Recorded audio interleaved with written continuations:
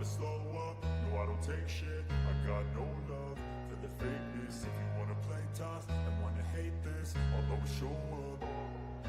I don't ever slow up, no I don't take shit. I got no love for the fakeness. If you wanna play tough and wanna hate this, I'll always show up and make a statement. I don't ever slow up, no I don't take shit. I got no love for the fakeness. If you wanna play tough and wanna hate this, I'll always show up and make a statement. Everything I do so instinctive and so passionate. Every word I move so descriptive like an adjective. I got a vendetta against people who patented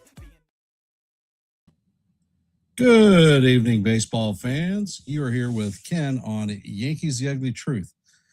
And I'm going to be calling the live play-by-play for tonight's Twins versus the Yankees in the Bronx. There's been some great news. Trent Grisham and Ryan McMahon have been reinstated to the Major League roster and are in our starting lineup tonight. So that should prove to be a stabilizing factor for our team defense.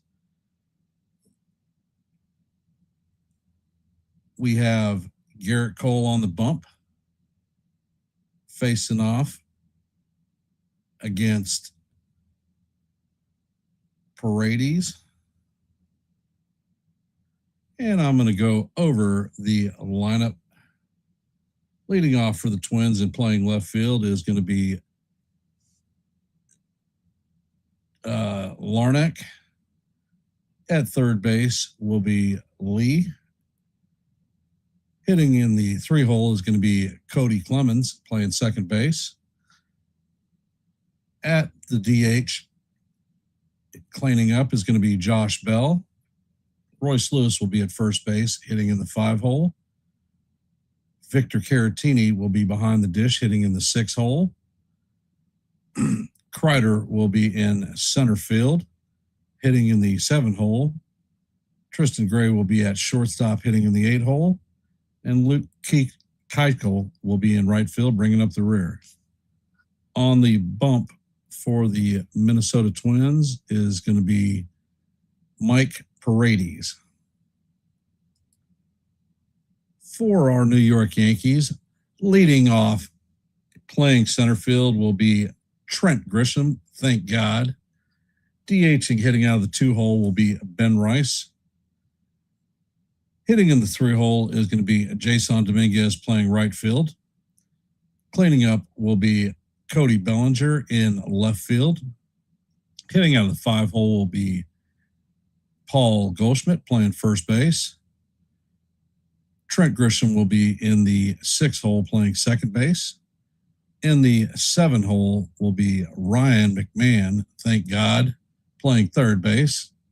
In the 8-hole, a miracle has happened. Jose Caballero will be at shortstop, hitting in the 8-hole. And behind the dish is going to be Austin Wells, bringing up the rear. And on the bump for us is going to be Garrett Cole. And that is your lineup for tonight's game. I want to wish everyone a happy 4th of July weekend. As you can tell, I'm wearing my 4th of July Yankee hat. Hopefully that inspires the team and the fan base to be a little bit happy. And I'm going to thank Yanks for Life for being in the stream. Margaret, Susan, Daver, Nancy, and Jonathan. There are more of you out there, but when you chime in, I will give you a shout out. For those that are here, we have an active poll running. Will the return of McMahon and Grisham help stop the bleeding and end this losing streak? So take a moment to drop your vote in our poll. Let your voice be heard and your vote be counted. As you know,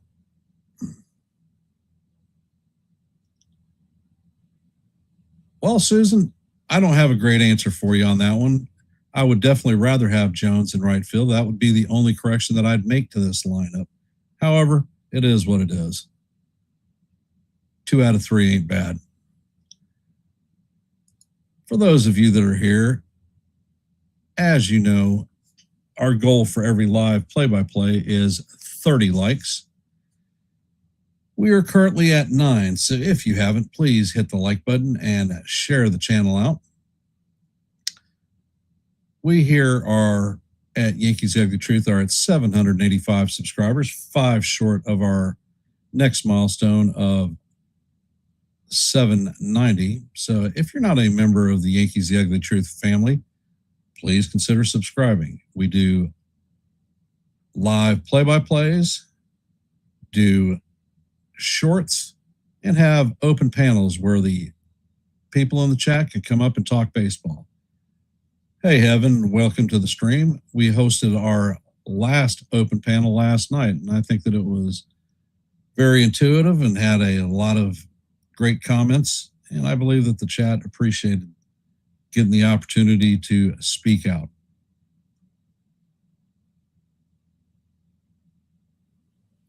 So how are we feeling about tonight's game? First pitch should be at 7:05, so we're right around the corner from that.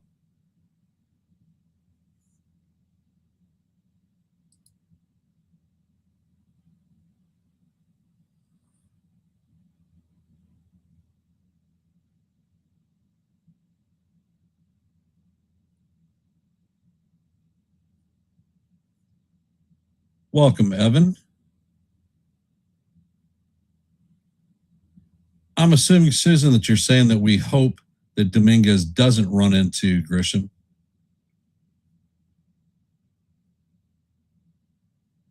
I have not, Jonathan.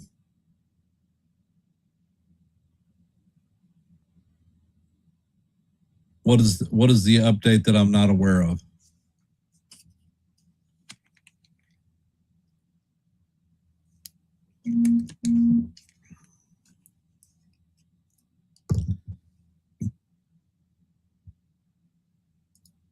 I just have the sneaking suspicion that this ridiculous losing streak is going to end tonight.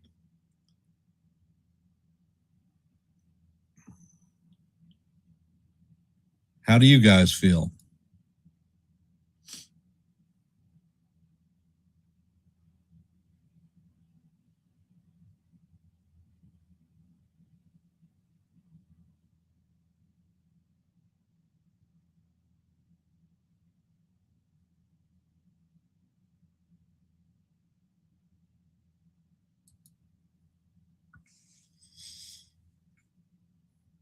Well. Chat's awfully quiet.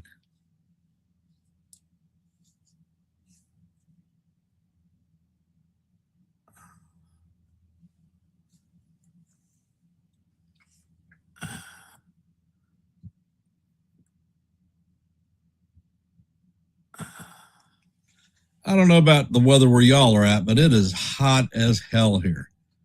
And Garrett Cole sets. The first pitch is on the way, and the fastball is swung on and missed.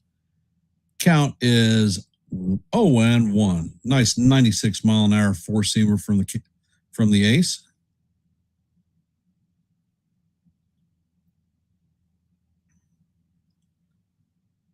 And the next pitch is on the way, and the changeup is a bit high. Count is 1-1.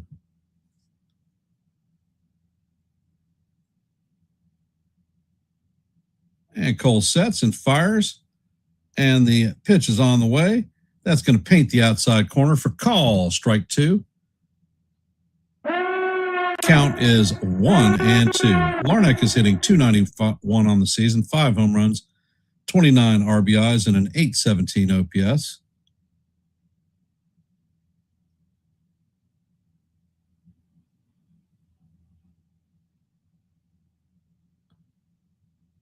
Cole sets and fires, and the slider is hammered foul down the first base line. Count remains 1-2.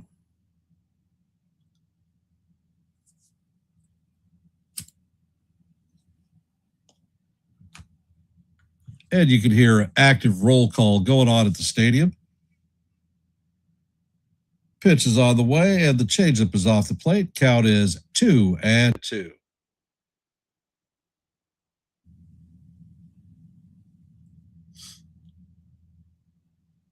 Cole sets and fires, and that paints the bottom of the strike zone for call. Strike 3. And that is the first out of the inning. Grab some bench, Trevor, because you're retired via the K looking.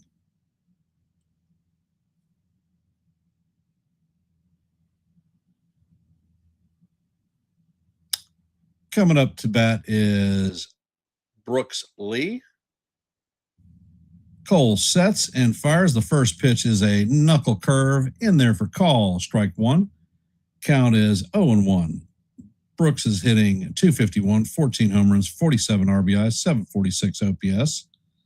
Next pitch is on the way, and the slider is down in the dirt. Count is 1-1. No, I am not in New York. I am in Virginia Beach, Daver.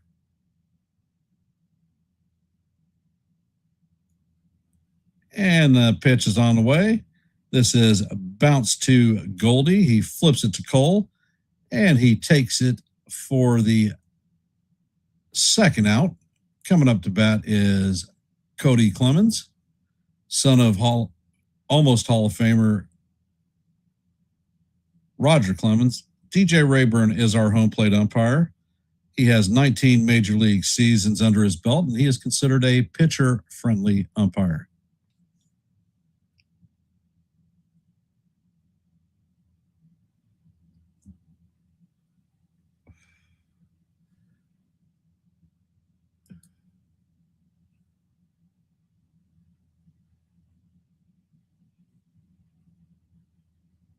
And Cole sets.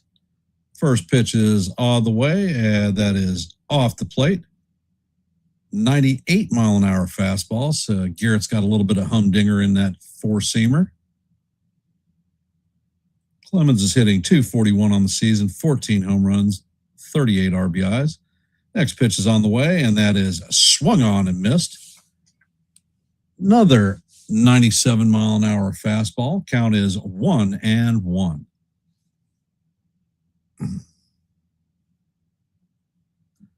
Cole sets and fires, and he paints the bottom of the strike zone with a 98-mile-an-hour fastball. Count is 1-2.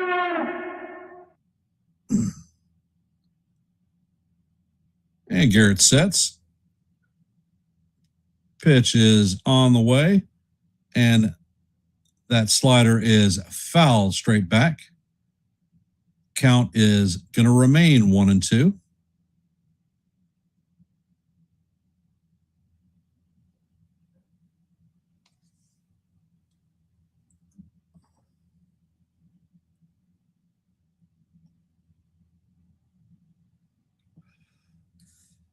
Cole sets and fires, and the pitch is fouled straight back.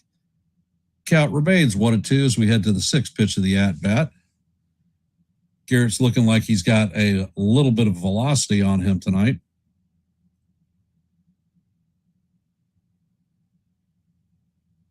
Next pitch is on the way, and the pitch is driven to left center field. And damn it, that one is out of here. A homer to left center field. That is Clemens' 15th home run. It went 403 feet at 102.4 miles an hour. Hey, Kaz, welcome to the stream.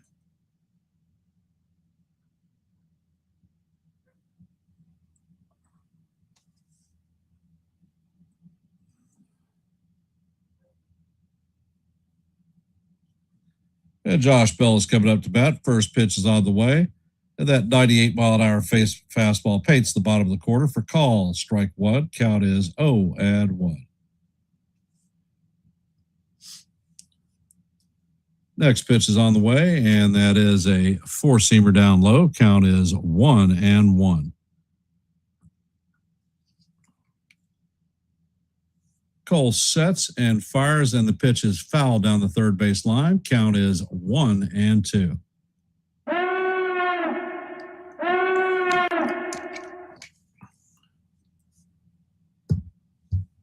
Josh Bell is hitting .244 on the season, 11 home runs, 56 RBIs, and a .713 OPS.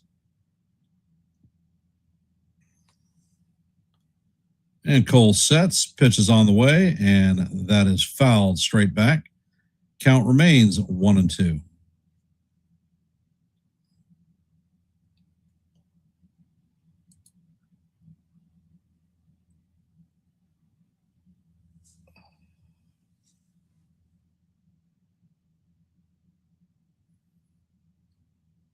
And Cole sets, pitches on the way. That is off the plate. Count is 2-2.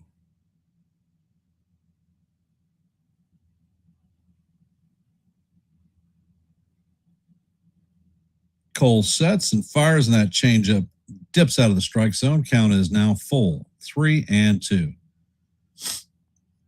For those of you just joining, we are in the top of the first. There are 2 outs. The Twins lead 1-0 on a Cody Clemens home run. And this pitch is hit, and it is scorched down the right field line. Foul. Count remains.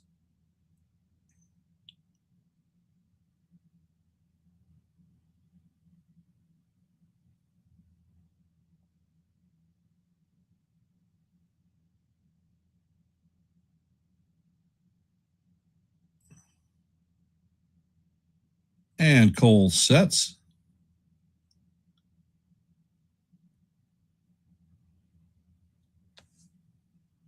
Pitch is on the way, and that is swung on and missed for strike 3, and that is going to do it for the Twins in the top of the first.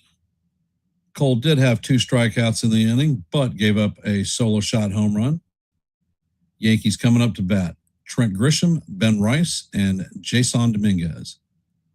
For those of you who have hopped into our stream, if you haven't, we have an active poll going. We currently have 15 votes. So if you haven't dropped your vote, let your voice be heard and your vote be counted. And hey, Beagle Dad, Corky, Nick, yeah, I was surprised you didn't come up last night. For those of you that are here, as you know, our goal for every live play-by-play is 30 likes. We are currently sitting at 12. So if you haven't hit the like button, please hit the like and share the channel out. As you know, we here on Yankees The Ugly Truth do live play-by-plays, shorts, and host open panels. We hosted an open panel last night, and I think that there was a lot of good interaction between the chat, folks that came up. If you are not a member of the Yankees The Ugly Truth family, please consider subscribing. We're at 785 subs, 5 short from our next goal.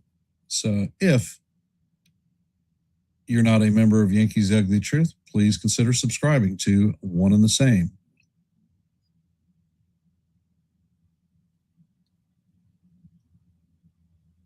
Hey, Daver.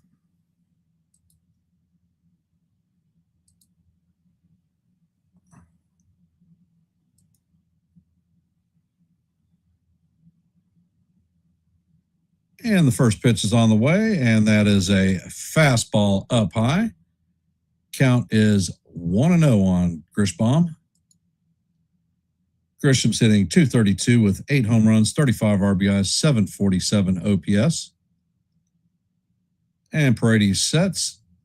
Pitch is on the way, and that is fouled back down the right field line. That's going to make the stands. Count is 1-1.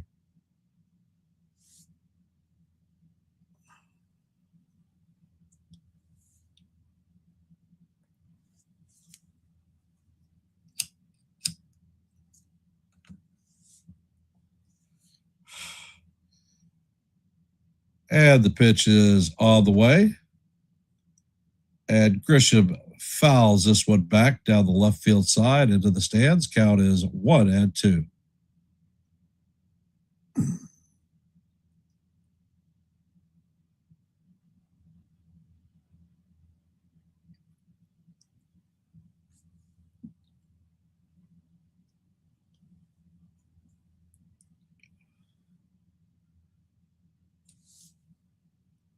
And Paredes sets. Pitch is on the way, and that is a changeup down low. Count is even at deuce, deuce.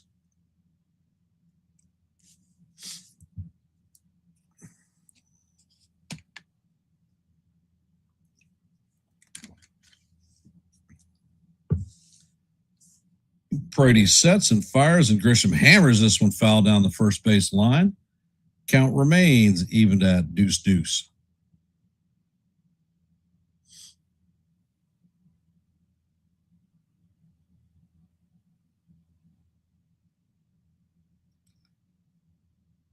All right, it's time to get it going on. Come on, Trent. Be the first base runner for the Yankees tonight.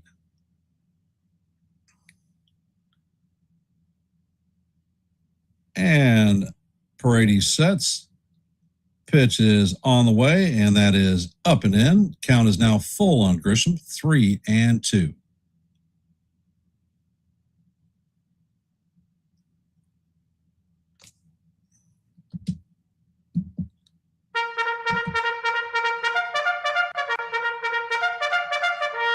Pitch is on the way, and this is hammered into right field. It is going, and gone. That is a second deck shot for Grisham. Welcome back. That is Grisham's 9th home run of the season.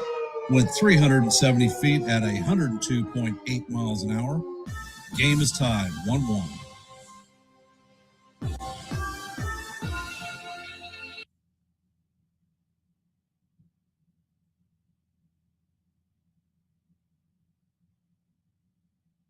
Coming up to bat is Big Ben Rice. He is DHing this evening.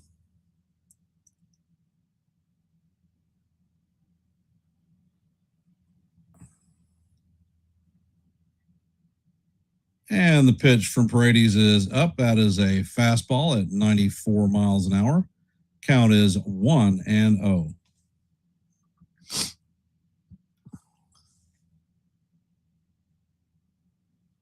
Paredes sets and he fires, and that pitch is called strike 2, and Rice challenges right away.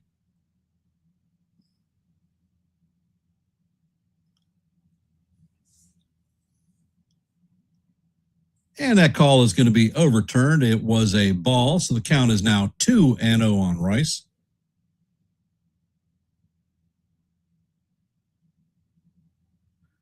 New York is going to retain their 2 challenges.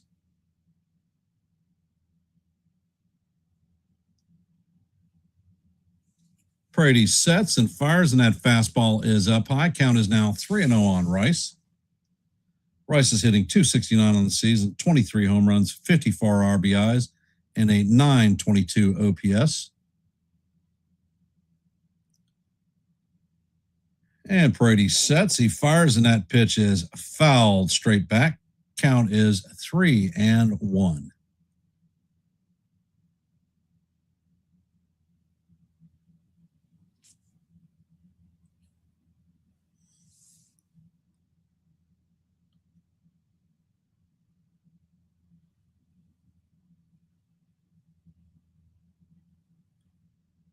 Paredes sets and fires. This ball is hammered to right field, but right at Keuchel. He makes the play for the first out of the inning.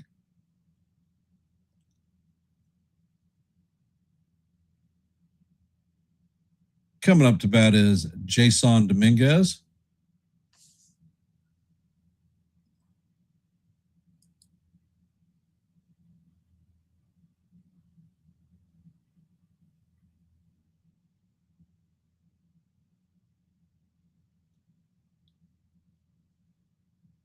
Pitch is on the way, and Dominguez fouls the pitch off. Count is 0-1.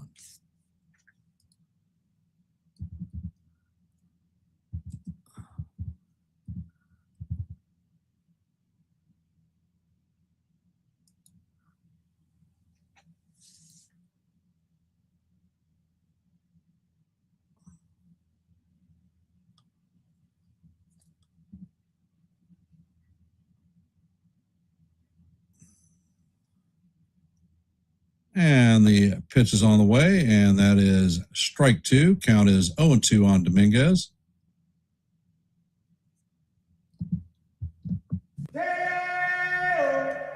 Next pitch is on the way, and this is skied to right center field.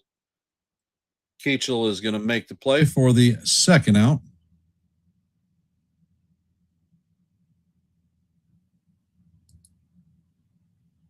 Hey, James, welcome to the stream. He is a pitcher-friendly umpire. Coming up to bat is Cody Bellinger, hitting .254 on the season, 11 home runs, 49 RBIs, 785 OPS. And Brady sets.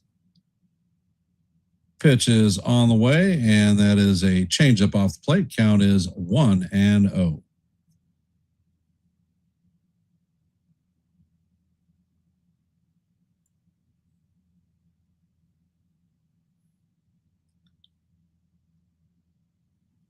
Next pitch is on the way, and the sweeper is way off the plate.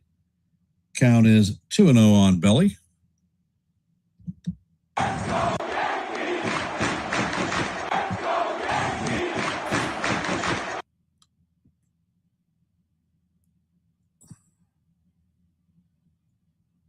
And Brady sets and fires, and the changeup is down low.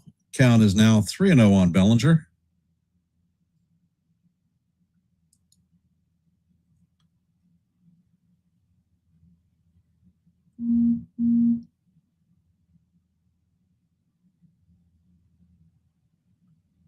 Next pitch is on the way, and that is inside for ball 4.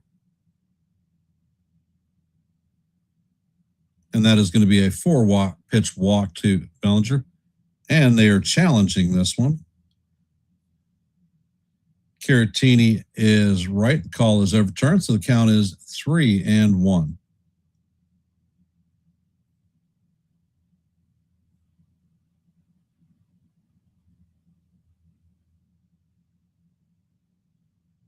And Brady sets and fires, and this one is hammered into right field, but Keachel is going to go down to his knees and make the play for the third out. Keachel makes all 3 putouts in this inning. Coming up to bat for the Twins in the top of the second is going to be Royce Lewis, Victor Caratini, and blah, blah, blah, Ryan Kreider. Let's go take a look at today's scoreboard. The first game of the day was the Cardinals facing off against the Cubs, and they beat the Cubs 17-1. In the bottom of the third, the Nationals lead the Pirates 2-0. As you know, heading into the top of the second, Yankees and Twins are tied up at 1. In the bottom of the first, the Orioles have a 1-0 lead on the Reds. In the top of 2, there is no score in the White Sox Guardians game, and there is no score in the Mets and Braves game. Next game start is going to be at 8:10. So we're talking about 40 minutes away. And that's our active scoreboard at this time. For those of you that are here, if you haven't, please drop your vote in our active poll. We currently have 16 votes. Thank you for everybody who has participated. Let your voice be heard and your vote be counted.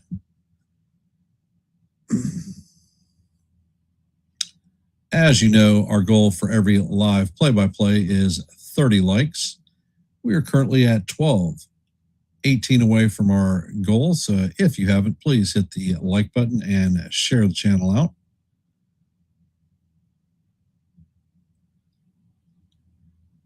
I want to thank Mitch from Hardcore Sports for simulcasting this live play-by-play.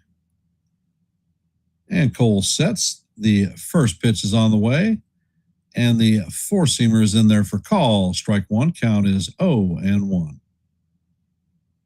Cole sets and fires, and he paints the outside corner for call. Strike 2, count is 0-2.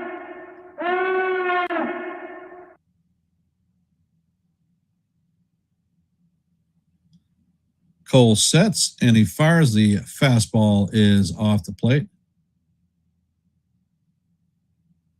All right. Thank you, Chapeau. Appreciate that. All right. We are at 13 likes. And Lewis takes time out. Count is 1-2.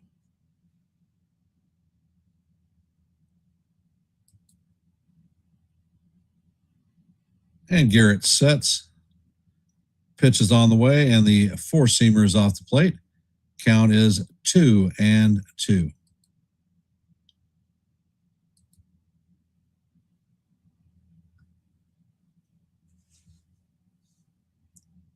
Cole sets and fires, and the slider is just fouled off, so Royce stays alive.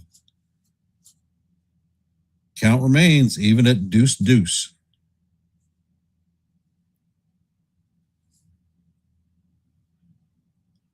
Next pitch is on the way. The fastball is down low. Count goes to 3-2.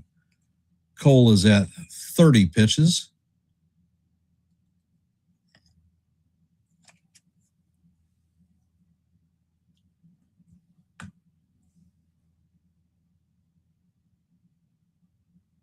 Pitch is on the way, and this is driven to left center field. It bounces off the wall. Grisham fills it and gets it back in, and that is going to be a stand-up double for Lewis. Well, Max is a friend of mine. He has his style of play-by-play, and I think it's good. I was part of his main core stream for about 3 years until I started calling play-by-plays myself. Coming up to bat is Victor Caratini.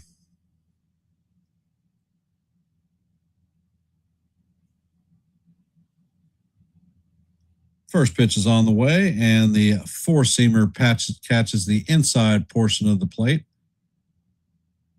Called strike one. Count is 0-1. Caratini is hitting .239 on the season, 7 home runs, 33 RBIs, and a .711 OPS.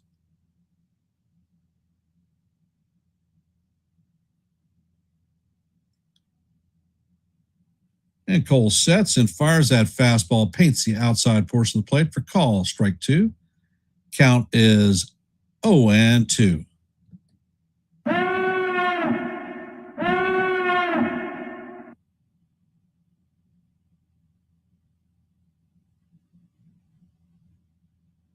Well, thank you, Chapeau. And the pitch is on the way. And Caratini checks his swing. Count is 1-2.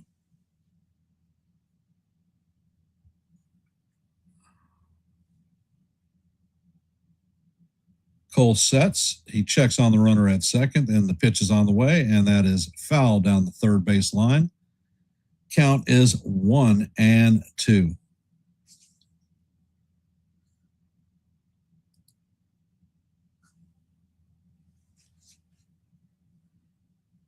One of the players that has been talked about Yankees trying to acquire is Ryan Jeffers, and he is still on the IL.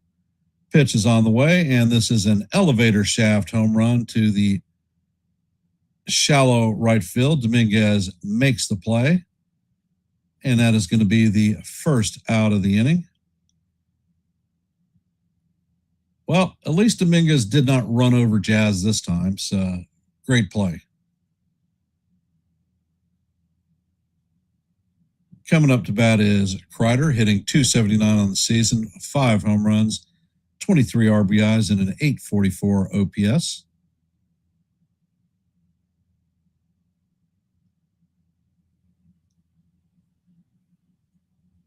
Apparently, Ryan Jeffers is starting his rehab tonight. Hey, Brandon. First pitch is on the way, and this is grounded to Cabrera. He sets and fires across the diamond to Goldschmidt. That is going to be the second out.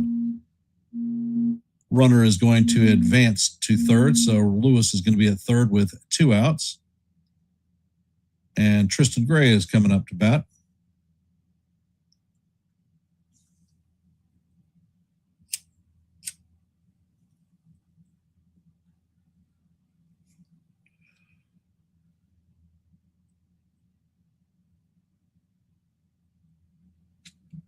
It was an off day.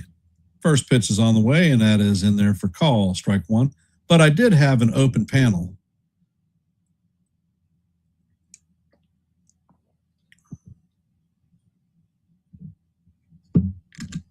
I hear you, Susan.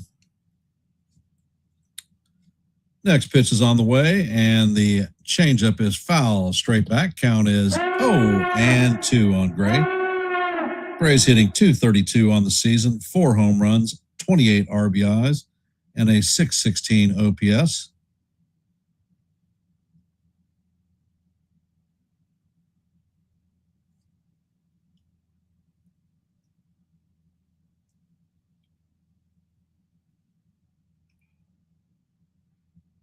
Ed Garrett sets. Ed, he fires. The pitch is inside. Count is 1-2.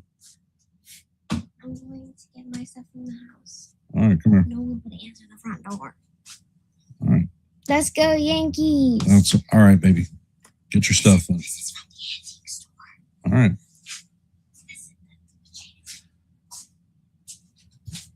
And Cole sets and fires, and the pitch is foul. Straight back. Count remains 1-2. Love you.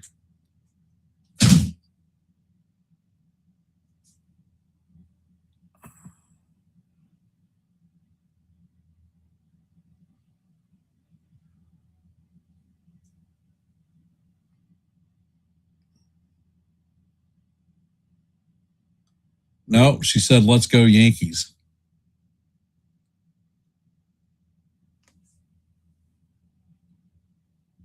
And the pitch is on the way, and Gray waves at the pitch inside for call, strike 3. And that is going to do it for the Twins in the top of the third. They're going to leave a runner stranded at second.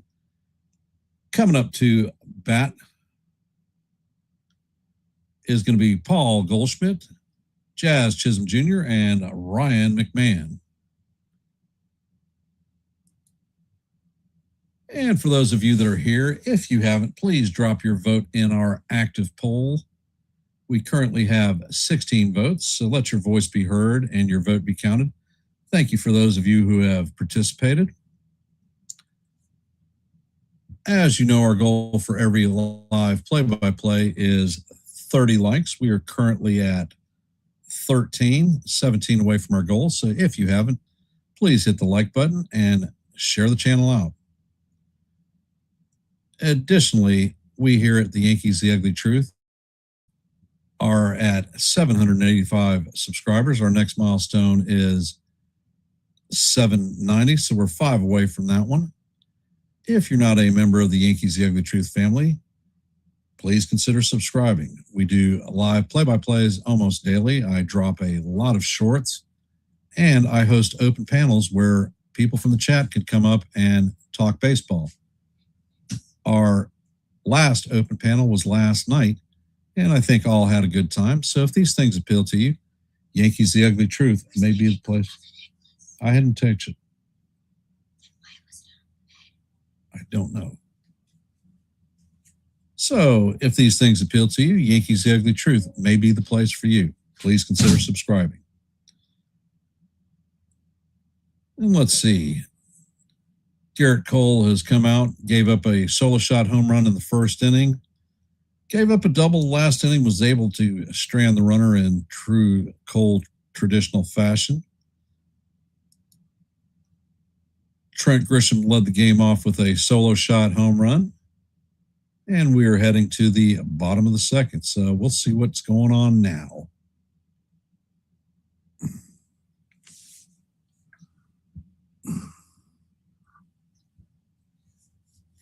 And Paredes sets. First pitch is on the way, and Goldie swings and misses at the cutter. Count is 0-1.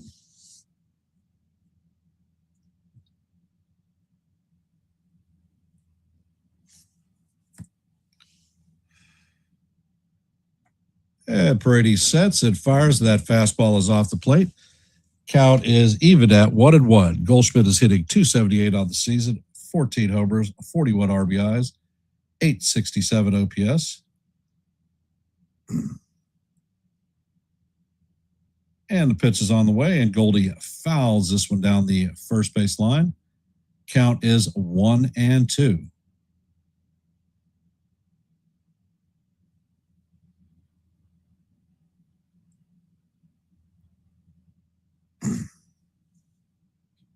Paredes sets. Pitch is on the way, and the changeup is way inside. Count is going to be evened at 2-2.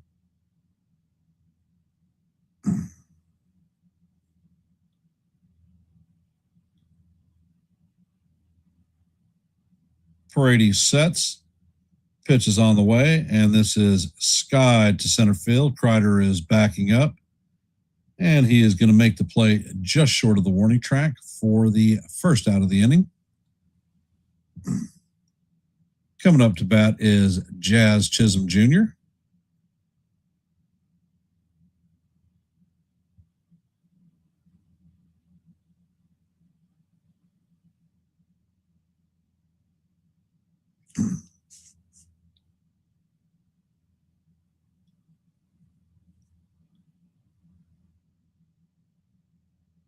And Paredes sets. Pitch is on the way, and Jazz hammers this one foul down the first base line. Count is 0-1.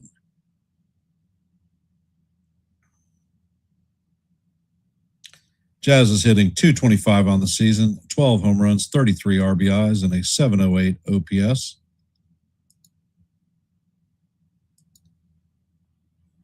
And the next pitch is on the way. The fastball is up and in. Count is 1-1.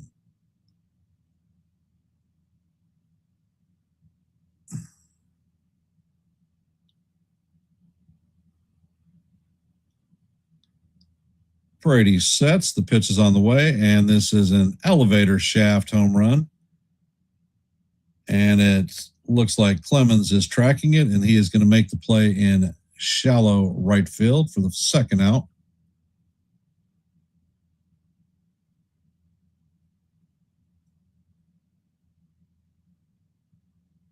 Coming up to bat is Ryan McMahon, hitting .210 on the season.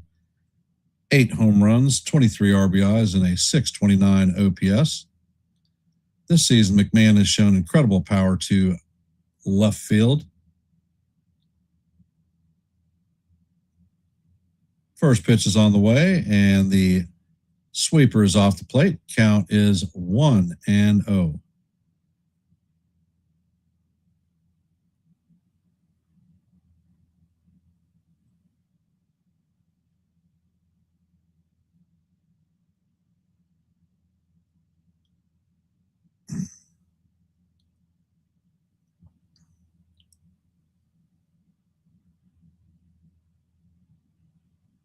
And Paredes sets. Pitch is on the way, and McMahon swings over the top of the sweeper. Count is 1-1.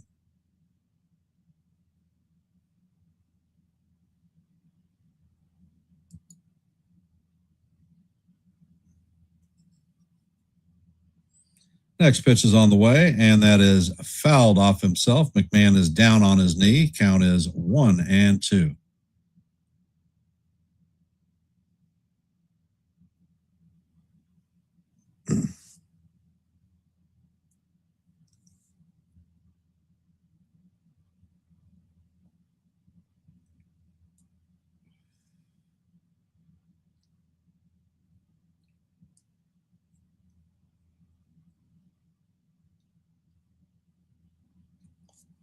And the trader at Boot are talking to McMahon. Basically, he's telling him to go back to the dugout because he's not coming out of the game.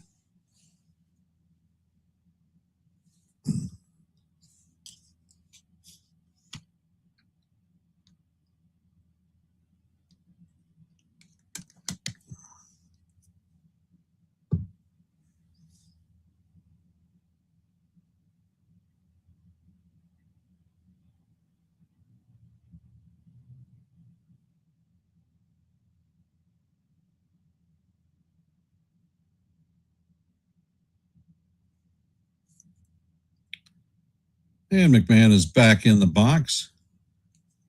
And Paredes sets.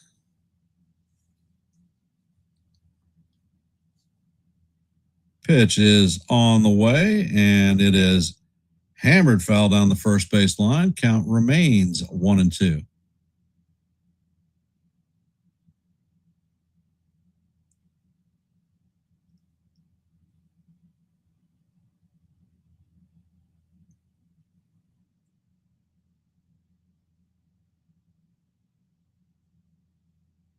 Brady sets and he fires, and that changeup is off the plate. Count is evened at 2-2.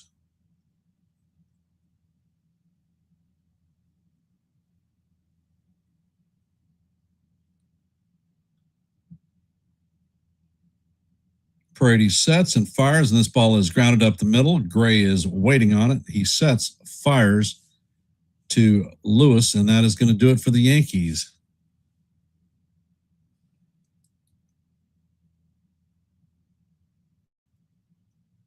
Coming up in the top of the three is going to be Keachel, Larnach, and Lee. 9-1-2. And let's take a look at the active scoreboard.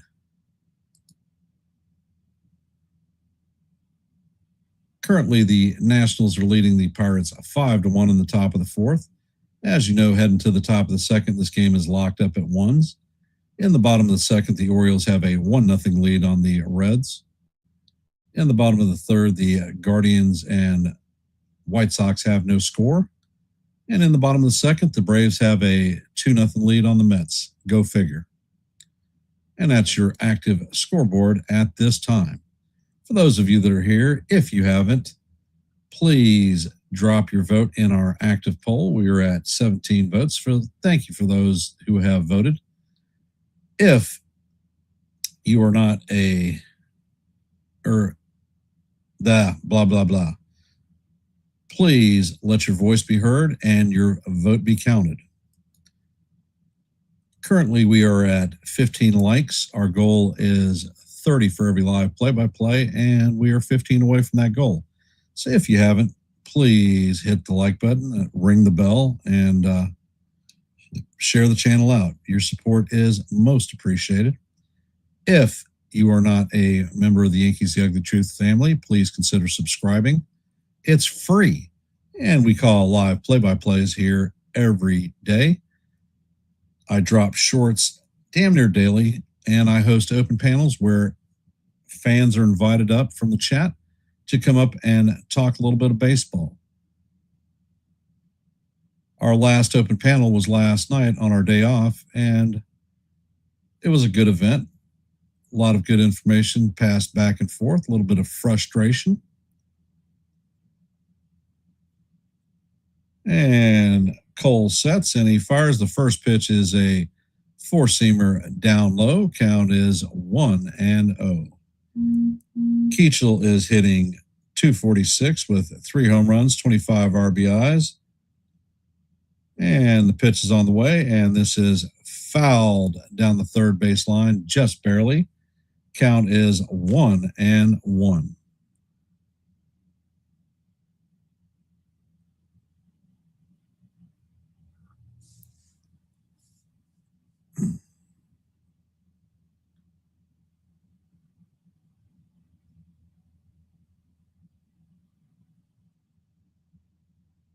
Hey, Sawdust.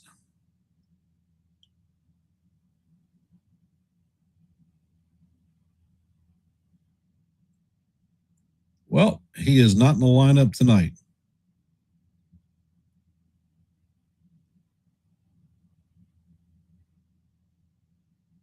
And Cole sets and fires, and this ball is a lollipop loop to Jazz Chisholm. He makes the play for the first out of the inning. Cole is at 44 pitches.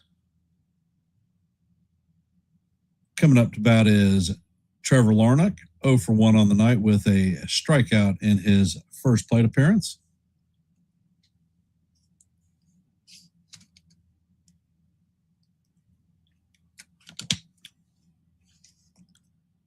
First pitch is on the way, and the slider catches the top of the strike zone. Call strike one. Count is 0-1. Next pitch is on the way, and the slider is down low. Count is evened at 1-1.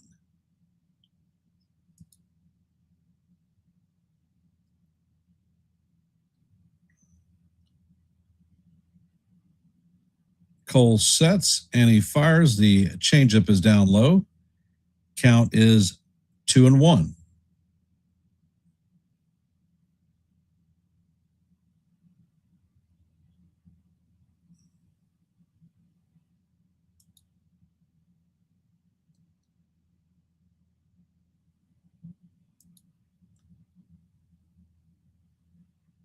Pitch is on the way, and the slider catches the outside corner. Count is evened at deuce.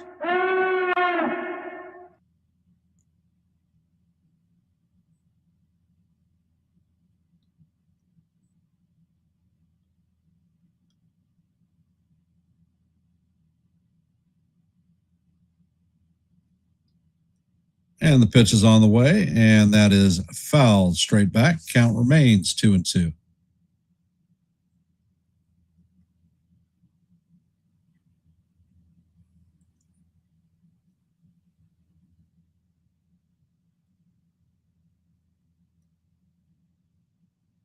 Pitch is on the way, and this is skied to center field. Grisham is going to take a couple steps in, tracking it, and he makes the play for the second out.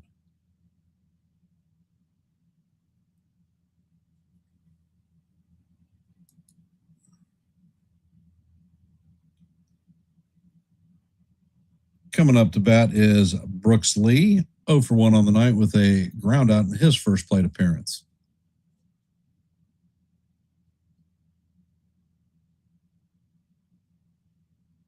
First pitch is on the way, and that is outside. Count is 1-0.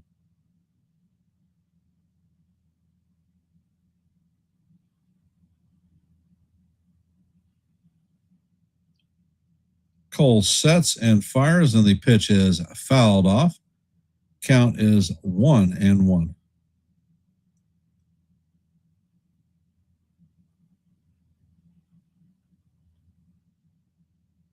Next pitch is on the way, and the ball is not check swing, so that is call strike 2. Count is 1-2 on Lee.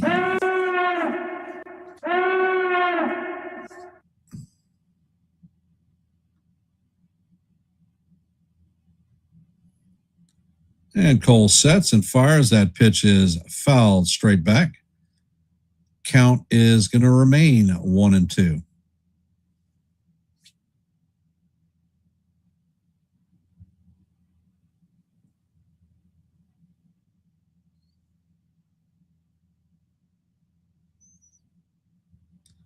Pitch is on the way, and that is fouled straight back. Count is 1-2.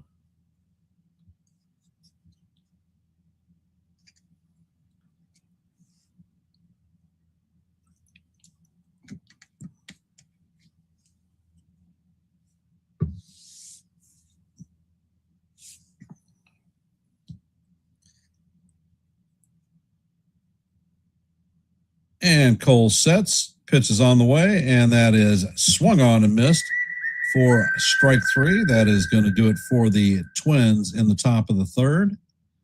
Coming up to bat is going to be Jose Caballero, Austin Wells, and Trent Grisham.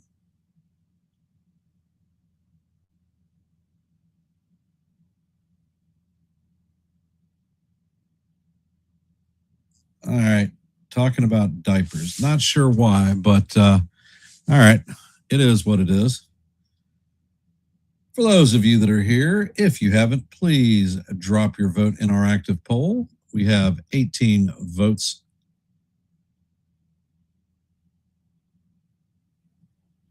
18 votes in our active poll. So let your voice be heard and your vote be counted.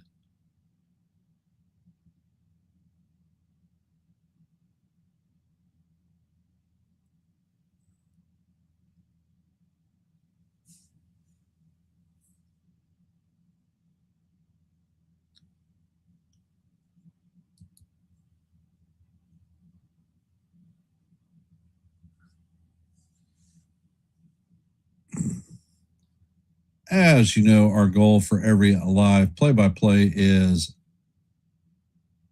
30 We are currently at 15, so we're 15 short of our goal. That's what it's showing. I'm not understanding why, Daver.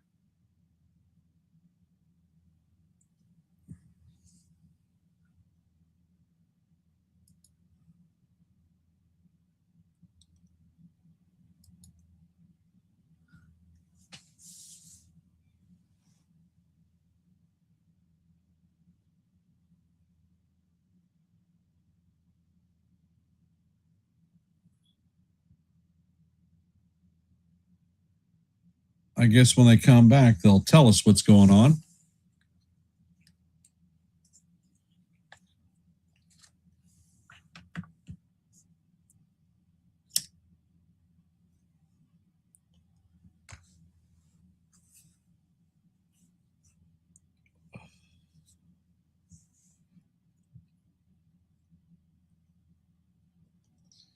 With Rodad going on the IL, it looks like Brendan Beck will be taking his start tomorrow. So there's going to be a roster move. I believe it has to be a position player that moves out. So Lord knows who it's going to be.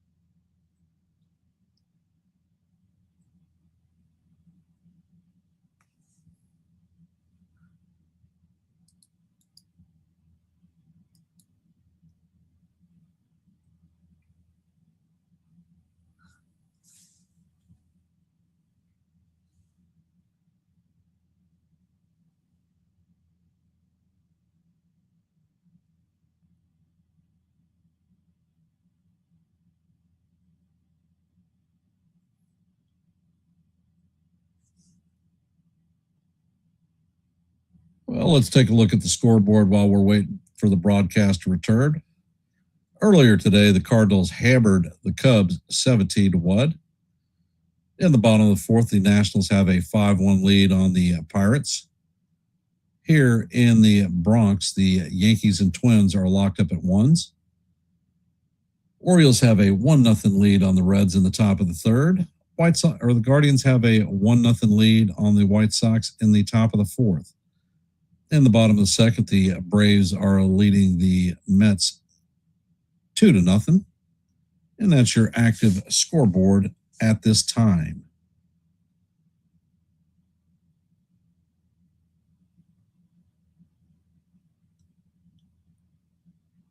And the Rays will be playing the Astros at 8:15. I hate rooting for the Astros. However,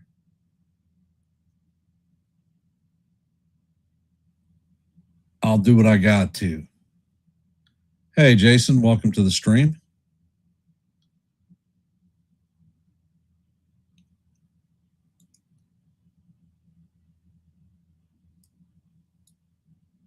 And they have moved this game into a rain delay. So with that being said, we'll do an impromptu open panel. So anybody who wants to come up and talk baseball, hit the link and I will bring you up. And we will resume the game play-by-play as soon as the tarp comes off the field.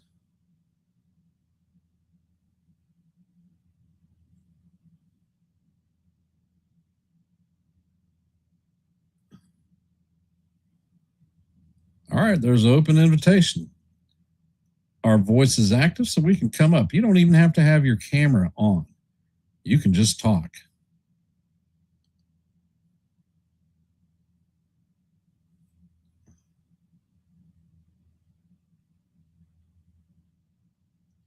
As we go into this rain delay,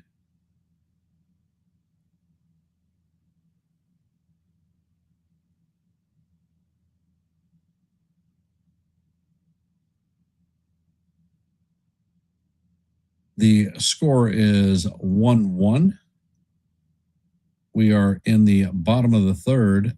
Coming up to bat is Jose Caballero when the game resumes, Austin Wells, and Trent Grisham.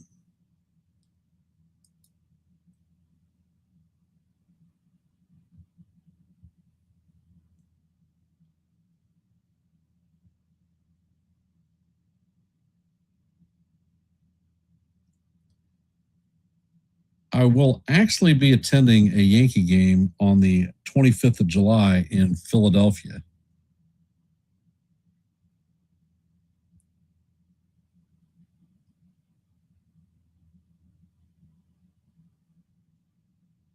Is there any chance of a trade for Luke Weaver with the Mets? Well, the Mets are a hot mess, and I'd believe that they will be moving people at the trade deadline.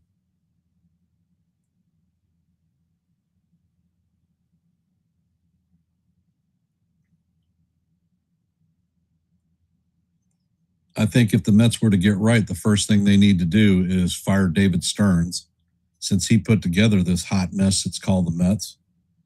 I don't think he's actually had a good, successful move as the general manager coming in.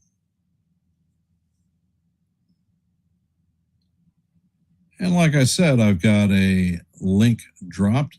Anyone who wants to come up and talk baseball, just hit the link and I'll bring you up.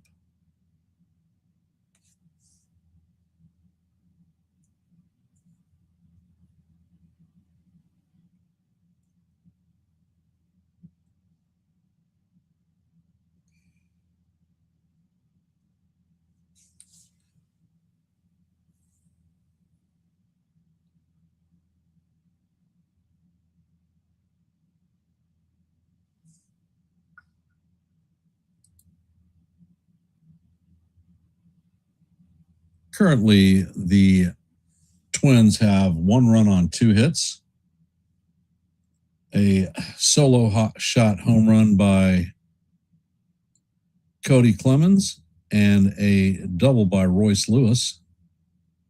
And for the Yankees have 1 hit, and that is a solo shot leadoff home run by Trent Grisham. So welcome back to the majors. Thank God you're here.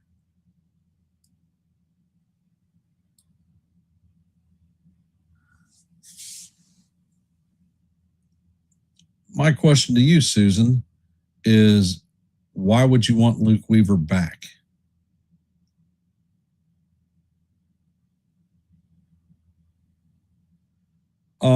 There was lightning. There is rain inbound to the stadium.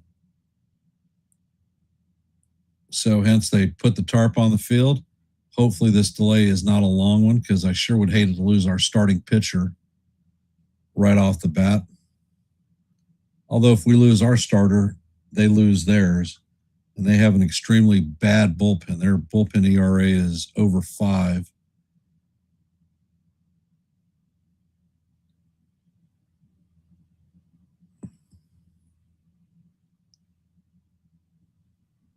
And like I said,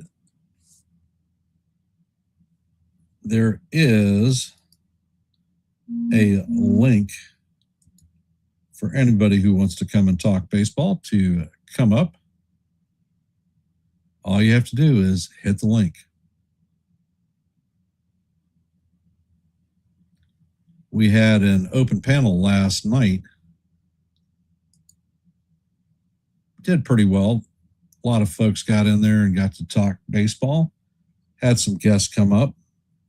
So don't be shy, because I don't bite.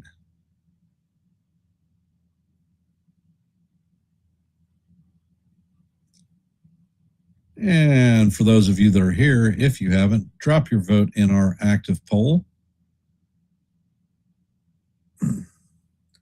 We are currently at 16 likes. Our goal for every live play-by-play is 30, so we're 14 away. If you haven't, please ring the bell, hit the like, and share the channel out. We here at Yankees The Ugly Truth. And we are at 785 subscribers.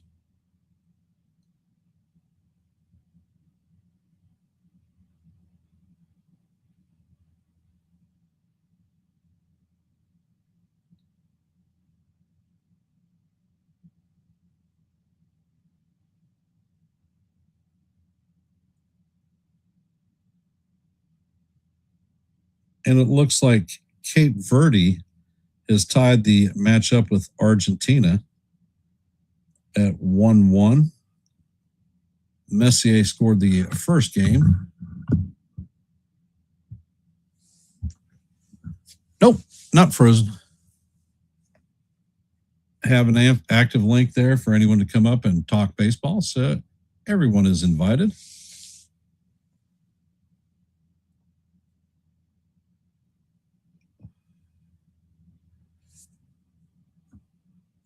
What catcher? Well, there's been several lines of thought on that.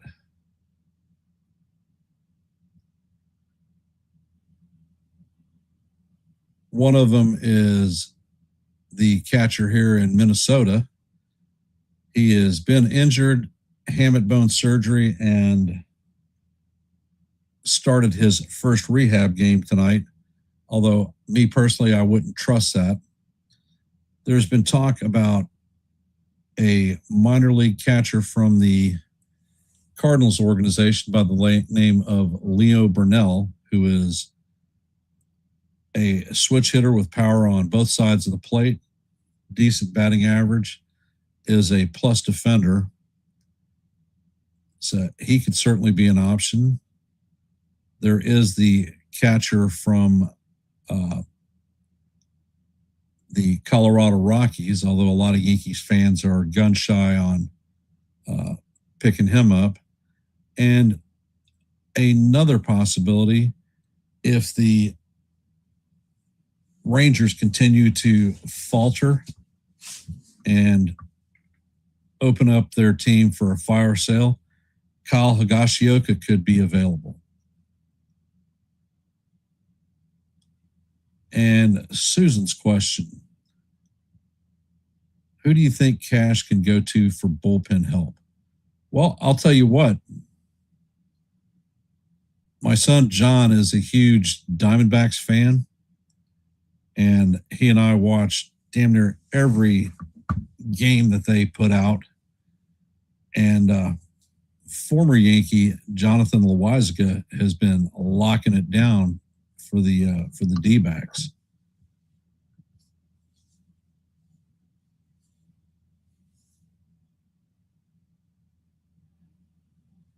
Well, the catcher from the Rockies actually has better road splits than he does home splits at Coors Field. He has, I believe, 27 home runs, and he is demonstrating a lot of power away from Coors Field. Regardless, any catcher that we bring in, I do not believe will replace Wells. They'll become a backup. The point being, or reason being, is that the trade deadline is about 6 weeks before the end of the season. And a new catcher coming in, say from the Rockies, would have to learn 13 pitchers, the starters and the bullpen. In addition to that, he'd be transitioning from the National to the American League, so he'd actually have to learn the hitters in the American League.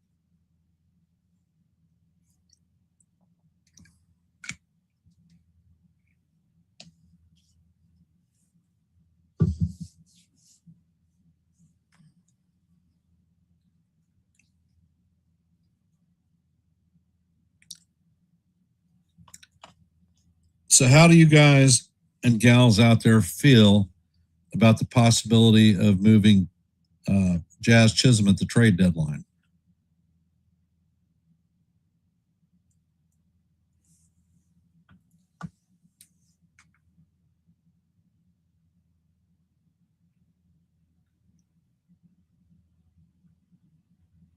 All right, let's see.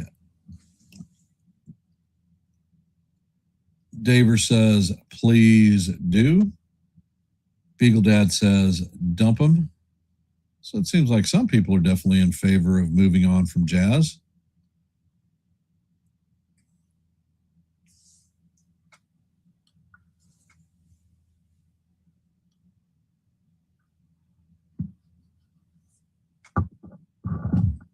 So for those of you that are in New York, how long do they anticipate that this rain delay is going to be?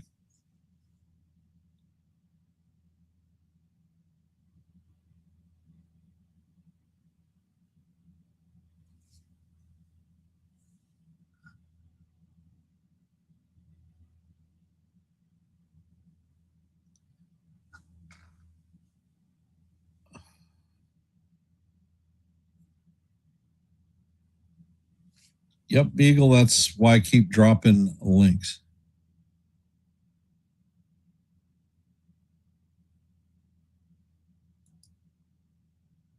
Jazz actually has value as a trade prospect. Hey, Joey, welcome to the stream. Currently in a rain delay, I've opened up the floor for anybody who wants to come up and talk baseball. I just dropped the link. Been fielding some questions about possible catchers that the Yankees could be pursuing prior to the trade deadline.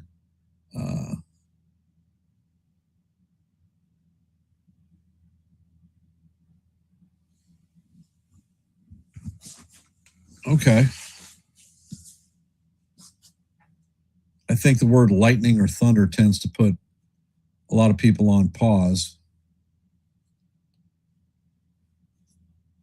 I know that here in Virginia Beach, it is hot as balls.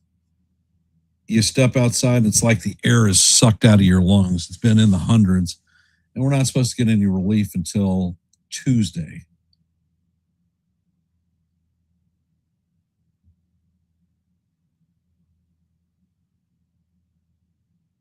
All right.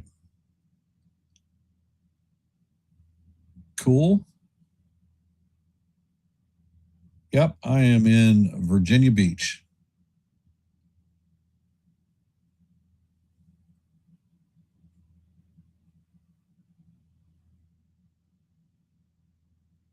Well, I lived in New York several times, but now I am back here in Va Beach.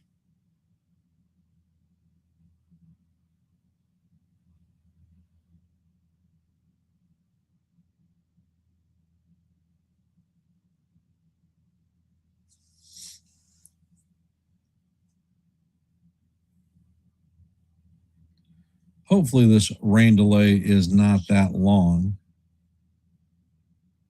I'd like to see Cole come out and give us a little bit more length during this shitty 7-game losing streak. We've had to use a lot of bullpen. So hence, it'd be nice for us to not have to tax them right out the gates coming up against the Twins.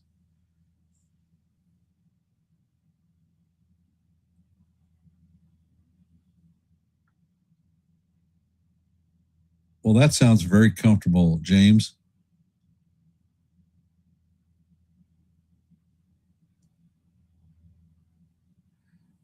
Joey, Big G has started running activities. He has been constantly hitting off the trajectory machine. All indications he is not going to require a rehab start. So you could see him back as early as 10 days. Hey, NFE, welcome to the stream. What do you know? Are you calling the play-by-play?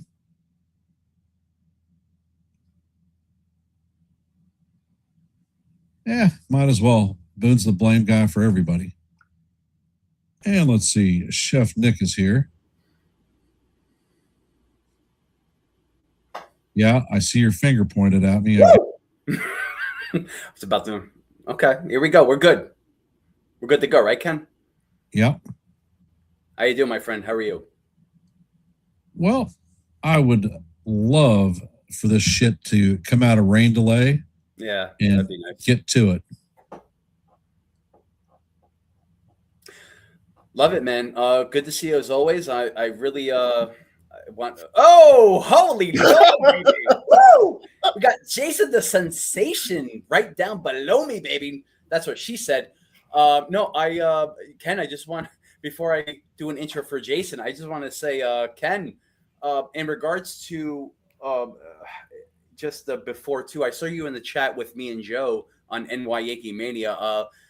Like I did talk about a lot of things with Boone. It wasn't like the generalist, like the general type of complaints. It was more in depth. I don't know if you saw that, but I wanted to ask your I did opinions on that. Oh, you did. No, well, I wanted to ask your opinions in regards to that. It wasn't more or less like, okay, well, the typical we got to fire Boone, we got to fire Cashman. It was more or less like behind the scenes type of talk. So, like we get tired of just saying the bottom of the lineup, the top of the lineup, the bullpen, the starting rotation, fire this, fire that. But why don't we just go in depth in regards to that? Like what do you like with leadership and everything? Like with the ship that's either sinking or just bobbing like a cork on just like the Titanic when it sank. Like I want to hear your thoughts with that.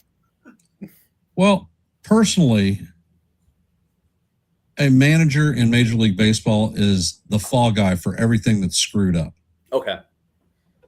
We have had an inordinate amount of errors on this team that have resulted in a crap load of unearned runs. We are playing with replacement players, and a lot of those replacement players are playing out of position. Yeah.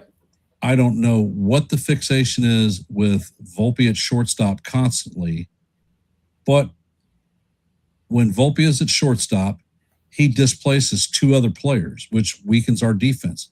Jose Caballero is a fantastic ball player who is an infielder. Face it, he is not a left fielder, center fielder, or a right fielder. Since Volpe has come back, Caballero has played shortstop 5 games in 18. When Caballero went on the IL, he was 5 defensive runs saved per game. He was the best in baseball, better than Gunnar Henderson, better than Bobby Witt Jr. Okay. So we replaced the best shortstop in baseball. A lot of people are like, oh, he's a utility player. Well, guess what? Everybody's a utility player until they're not. Mm-hmm. Caballero was hitting 279 and locking it down. When the Yankees had Caballero and Jazz as a 1-2 double play combination, we were the second best team in baseball with regard to completing double plays. Now, with Volpe and Jazz, we're the second worst. Now, tell me, what changed? Volpe demonstrates poor footwork. If you look at his play, he is backing up on balls quite often. His arm is weak and he has a slow release. That's why we're not completing double plays.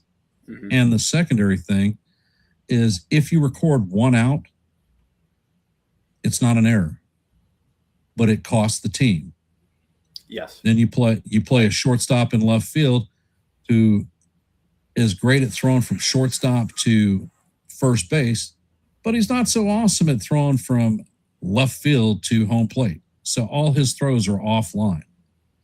You look at a professional like Cody Bellinger, when Bellinger is playing left field, well, he guns more people than you can shake a stick at. So I don't really hold Boone accountable for who I think I should hold accountable is the analytics department, because I don't truly believe that Boone actually has control of his lineup. Some of these crazy lineups and some of the crazy hitting things where they're swinging at first pitches always is not something that the Yankees normally do. And that's an input from somewhere. And like I said, analytics is my belief. With that, I on 5 o'clock live on NY Mania. Before Joe interrupted me, I don't know if he's still here, but he did. But I was going to bring that to a point where the fact that analytics has a lot to do with that, especially with Boone, what he's doing right now. But going back to Boone himself, like with let's just like his leadership role with the team, especially with the comments that he's been saying like afterwards too. Like, do you think that's something that the fans would be like, is this good enough for us? Like, what are you saying? Like, he said a lot. He said a lot in this past couple of weeks where it's like whether it's Wells moving the needle or the Yankees have been doing good this past 7 games, even though we have a 7-game losing streak. Look, I'm not stating pretty much my opinions. It's fact. He said this, but and I'm not putting any blame on him. I'm just sort of like pointing out his character, his leadership, where it's like, do you think that this is a good way to go in regards to how it translates to the players on the field, that sort of thing?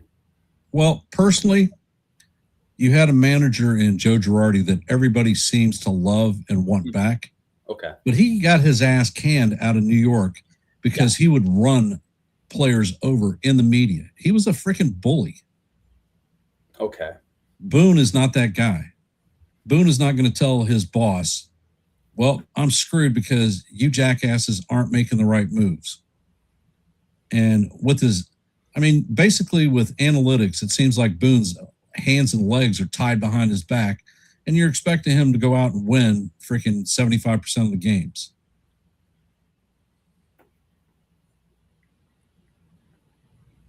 Well, you said Joe Girardi's a bully. Like when you say that, is that because he's too tough, or is he just? It's different in regards to being a bully, where he tries to pretty much for him to make his players at the time, like Gary Sanchez. I mean, Gary Sanchez had a problem with him. So, but is he too tough, or is he just being like a bad manager? I don't know. I mean, well, all right. We'll put it this way. We'll throw this one out at you. Mm-hmm. Aaron Boone, or not Aaron Boone, Joe Girardi, after he was not tendered a contract with the Yankees, was signed by the Philadelphia Phillies. Yes.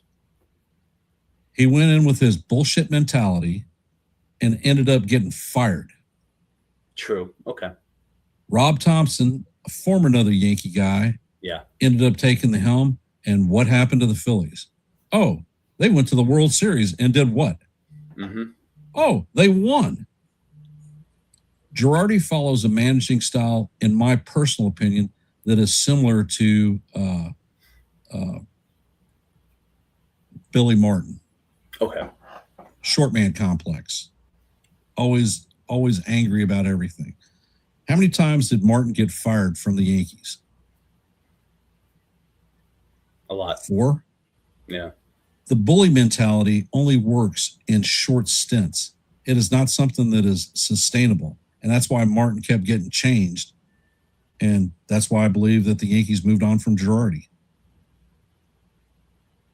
Do you think Joe Torre was a bully? No, not at all. Okay. As a matter of fact, he had an excellent bench coach that helped him out in Don Mattingly. Mm-hmm. And he had Zimmerman too. Both class baseball players, class managers, class acts. I don't think that Brad Ausmus is as great a support tool for Boone. But Ausmus is a former catcher. He understands management of the bullpen, and he helps Boone out in that way. So, I mean, everybody's contributing one way or another. But if you go to these other channels, a lot of them run with the talking points that, everything's screwed up because of Boone. Well, no, it's not. It's because we have Stanton, Judge, Grisham, McMahon, your core of your team, sitting on the IL. You look at pitchers. We signed Max Fried last year. Max Fried was holding it down for us, and then he went on the IL. So we've never had Cole and Freed together in the same rotation. Yeah. Before I go to Jason, especially with him being a big Bobby Bonilla fan and Keith Van Horn fan. Oh yeah. Before I get to that, Jason, I just want Did he just get his check? Yeah. He just got his $1 billion check. Yeah, his pension check. Yeah, that's right. He's living the life. That's right. Just like a movie star. Maria, Maria. As a song, by the way. Hollywood, yeah. So, like, in regards to Joe Torre, let's just say, like, do you remember one time where he got mad at Tanyan Sturtz because he threw like towards the wrong baseline, and then I forgot what it was, man. It was like back in like 2004, 2005. But Joe Torre, this is the first time I saw Joe Torre getting angry. He drove the bat on the ground and he got mad at Tanyan Sturtz, who was a former Devil Ray, of course. But that's something that's like Tanyan Sturtz, when he saw that,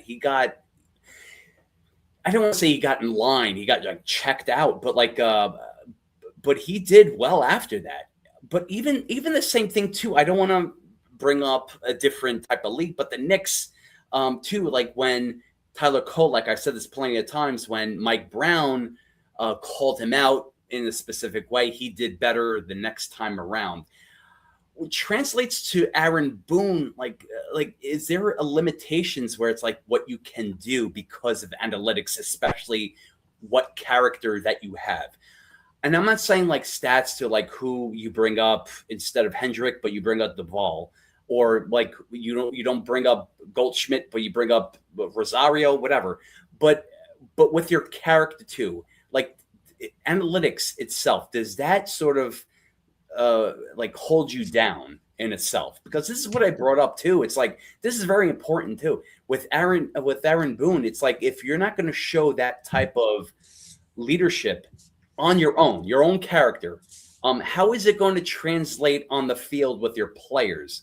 So does that have something to do with that? I mean, I don't know, because I'm like a little confused in like with that aspect, character versus chemistry versus on the field politics. Is that for Jason? Either or. Whoever. Well, if you look at the older school managers like Girardi, Torrey, they didn't have to deal with analytics. That shit didn't exist. Yeah. So their hands weren't tied. They were actually able to manage the team. With regard to character and leadership, nobody, beat writers, people here, know what's going on behind the scenes in the locker room. Boone could have them naked in the showers throwing bats at him. You don't know. He could be screaming at him. He could grab freaking Volpe and stuff him in a locker. We don't know that because they don't talk to the press. And I mean, you look in the modern world today. I was a Master Chief in the Navy. We would get together in the wardroom or the chief's mess, and we would go over whatever the plan was, if we were going to do an inspection or whatnot, or going on deployment for combat. Mm-hmm. We would all have our say. We would do our thing. When we walked out of that room to present the plan to the troops, we were all in lockstep. You might not agree with everything that happened, but the boss is still the boss. And when you look at Boone is a cog in the machine. He is not the boss. The boss dictates what he can and can't say. And his character in general, I don't see him as a guy who ever throws anybody under the bus. Mm-hmm. In the military, when you had a screw up, you didn't blast them in public. You blasted them in private. Okay. And that all contributes to good order and morale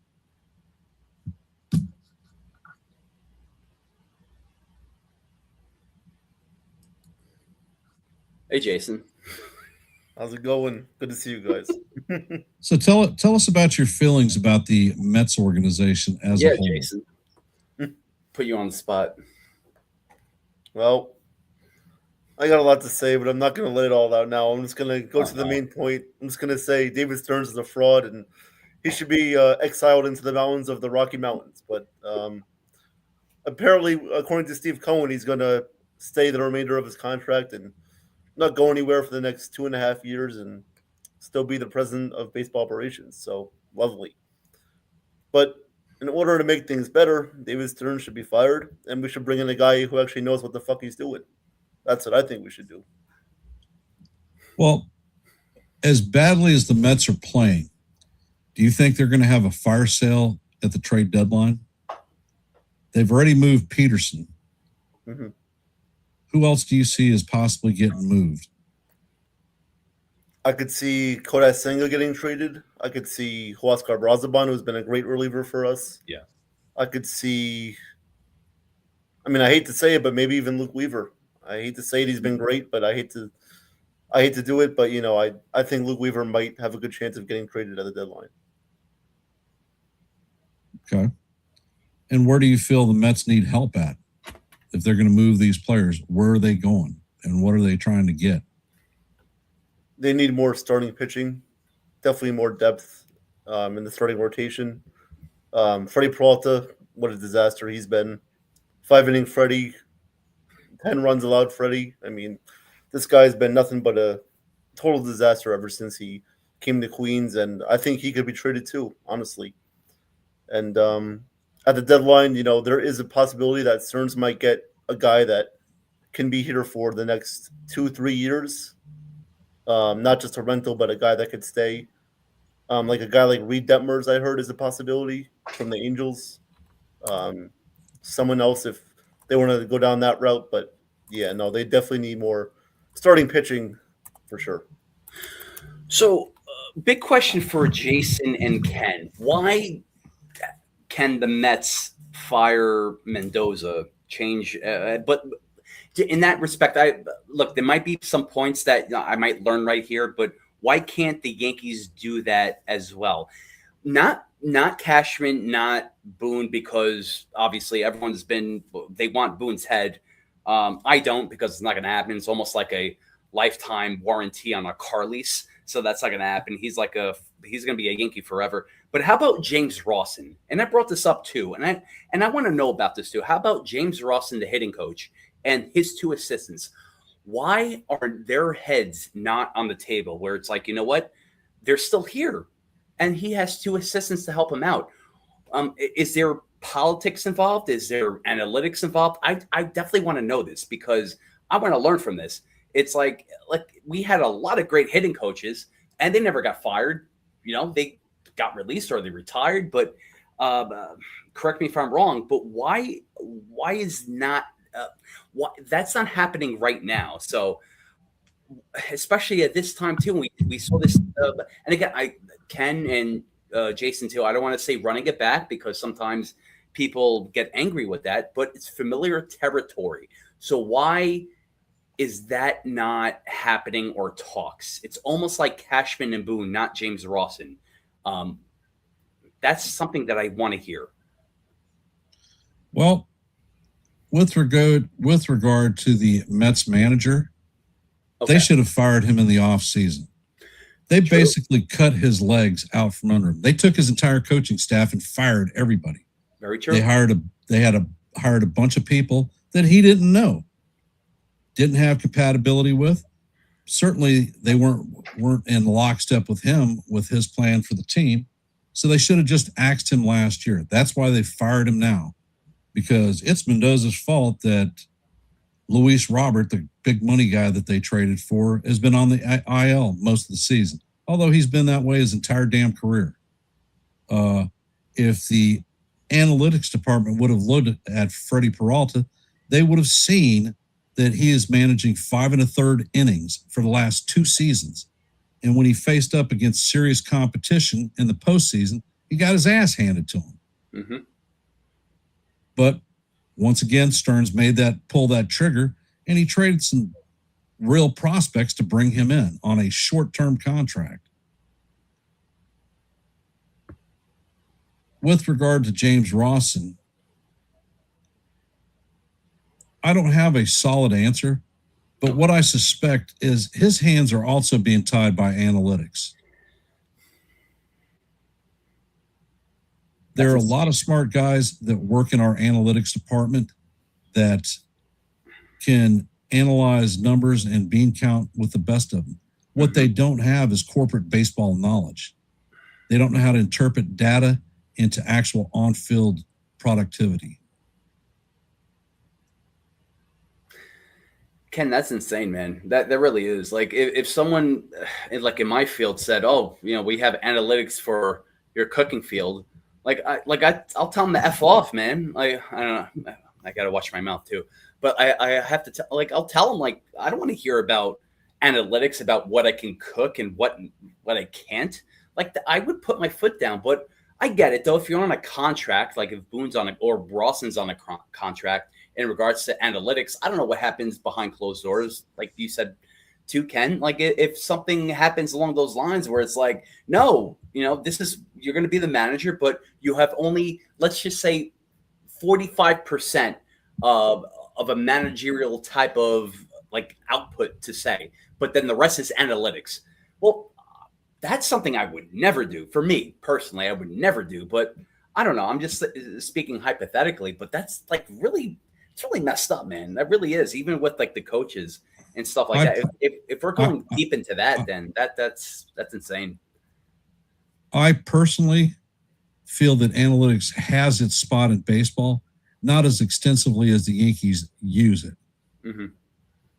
I think the analytics should trend more so towards which players you're developing, how they're progressing through the leagues, potential playability at the major league level. I would never, ever dictate a lineup based off of analytics. However, that's the world that the Yankees choose to live in at this point. Yeah. And if you look at the teams, you compare Girardi's team to Torrey's team to Boone's team.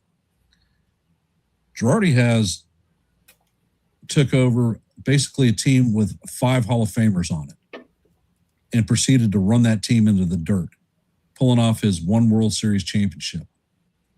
The teams that Boone has had haven't had half the talent that the Torrey teams had. This may actually be the best team that the Yankees have fielded under Boone's leadership. And he's being hamstrung with injuries right now. If you look at any other major league team and take out a player of Max Fried's caliber, a player of Aaron Judge, the best hitter in baseball, you take Stanton out, you take a solid center fielder who is Captain Clutch and produces a shitload of runs for your team, a lockdown defensive third baseman that is probably one of the best in baseball. You cut that team's legs out from under him, you tell me, how are they going to perform? Well, Stanton doesn't have any legs. Well, he has one good leg, the other one not so sure. I love it. I know what you're talking about. Oh, PGR, I love it. Jason, I just want to get to your point too. Peterson getting traded. Fan favorite from the Mets too. Like, what do you feel about that, man? In regards to that? Yeah, I think they had to get rid of him. He was just too much of a, terrible pitcher to not get rid of him at that point. I mean, he pitched today with the Cubs. He allowed 10 runs. So that's pretty much all you could say about David Peterson. Not even the Cubs can fix him. And I was being sarcastic, by the way. So yeah. Yeah, I could tell. You knew I hated him from the start. I know, yeah. Like the one that Actually, they gave up 17 runs today.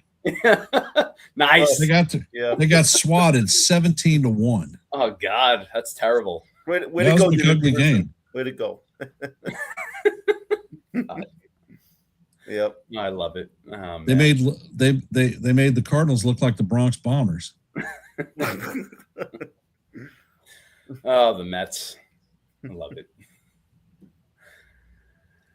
Oh man, yeah. I just I would never ever, and of course, guys, like anyone that's on Ken the Ugly Truth stream, or even you, Ken, Jason, of course, like you would never ever see me talk bad about the Yankees. Never ever insult them. I will always call it down the line. Always be sort of tough, like have this logical sense. Um, but right now, I mean, I don't know. I really can't have the benefit of the doubt of like, well, they're doing great. I mean, I don't have any stats in front of me to do that. I don't have anything to like anything from like Walgreens to like, to refill like in the pharmacy section and be like, oh, here's a pill that the Yankees are going to do great. Take it in, and then just be part of this sheep mentality. I will never be that.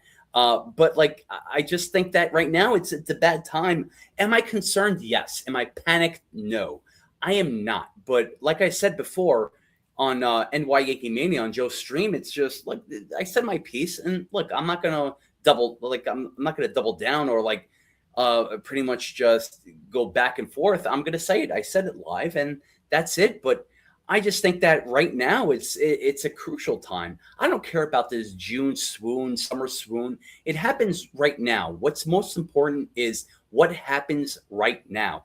I don't care about what happens when like Big B comes back, Judge comes back. That's great, but I don't care about that right now. I don't care about what happens at the trade deadline. I care about what happens right now. That's the most important thing, because you don't know what's going to happen in a month. You don't know what's going to happen at the end of the month too. So it's hard to gauge that. So like, I mean, like what can you say? It's like, are they going in a rut? Are they going into a type of thing where it's like they don't know what they're doing because they have too many cooks in the kitchen and no chef? I don't know. It's like there's no one in charge right now. It's a mess.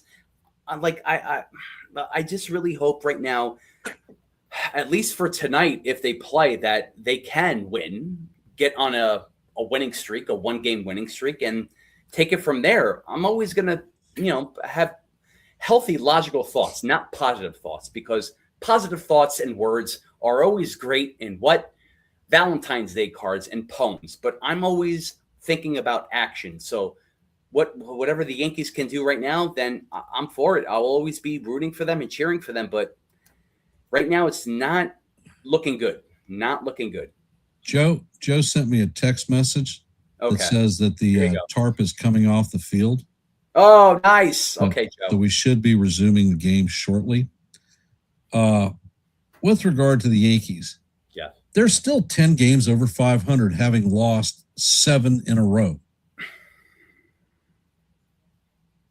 If you look at it, they have the second best record in the AL.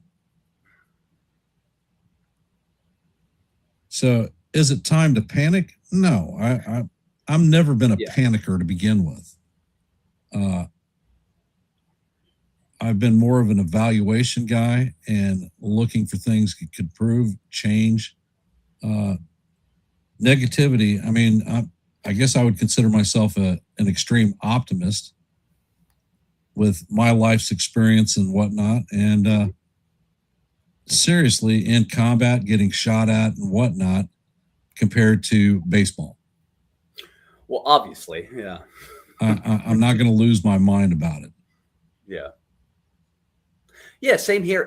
Ken, Jason, I want definitely want to hear from you, but like same here, man. I don't want the Yankees what to do right now to dictate my life. I have a lot going on right now, like just working 23, 24 hours. It's not being shot at, but it's just life in the kitchen is tough. I'm not going to compare that to anything else, but of course, no, obviously different scenarios, and obviously Jason too, different scenarios here, what you're doing.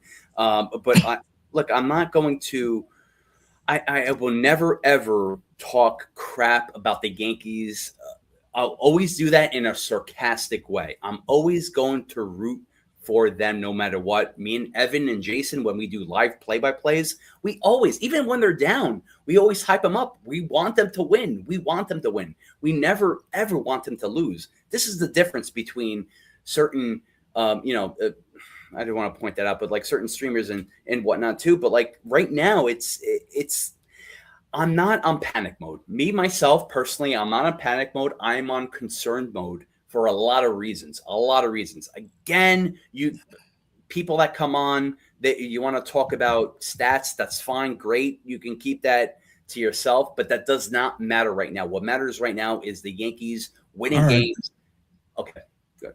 They are on the mound, and I'm going to drop you guys down. Perfect. Thank you for coming up. No, and respectful. Paredes is actually throwing, so he's going to stay in the game.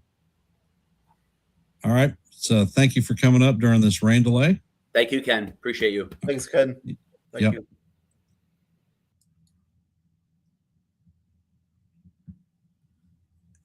And it looks like Paredes is throwing some warm-up pitches. We're about to get this one underway. For those of you that are here, if you haven't, please drop your vote in our active poll. Currently have 24 votes, so thank you for everybody who has participated in our poll. Most appreciated.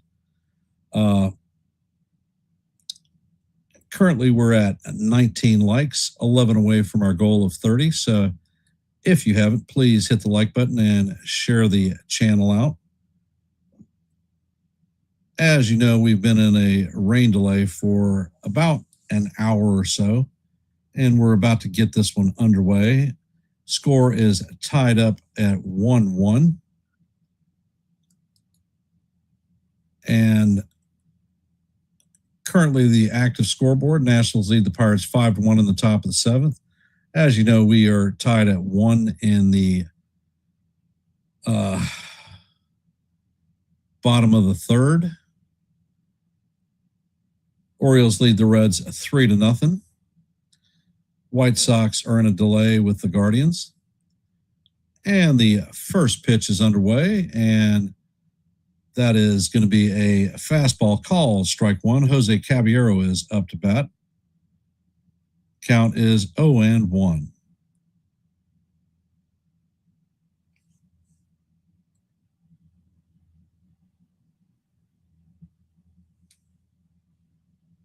And Paredes sets. Pitch is on the way, and that sweeper is down low. Count is evened at 1-1.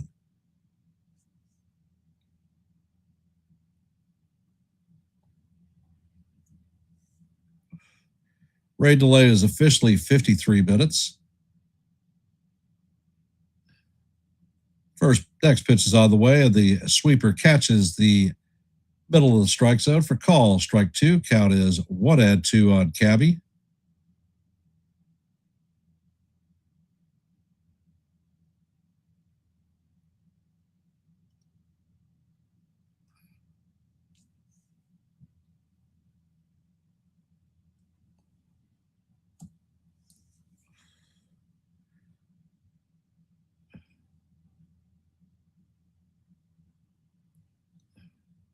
And Paredes sets. Pitch is on the way. This is chopped down the third base line. Lee fields it and fires across the diamond to get Paredes. First out.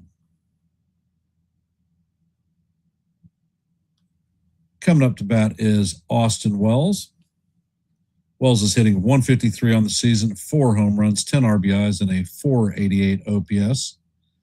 Wells is currently in a 2-for-35 slump with 13 strikeouts.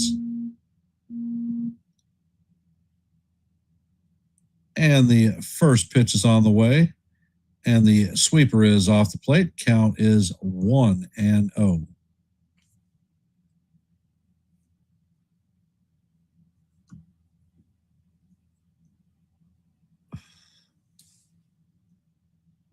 And Paredes sets. Pitch is on the way, and this is an elevator shaft home run. Tristan Gray is backing up into shallow center field and makes the play for the second out. Coming up to bat is Trent Grisham. He is 1-for-1 on the day with our only hit, a solo shot home run in his first plate appearance.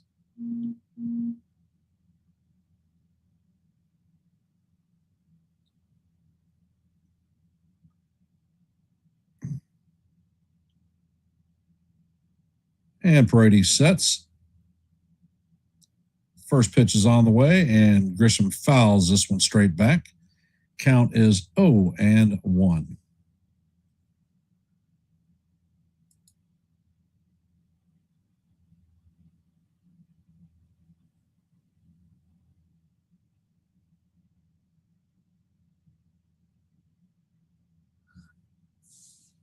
And the pitch is on the way, and this is hammered. It hits the first base bag and rolls into right field. So Grisham is going to have a 2-out single.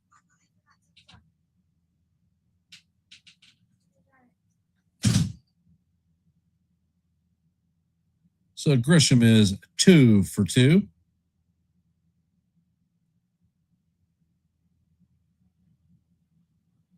Coming up to bat is Big Ben Rice. 0 for 1 on the day.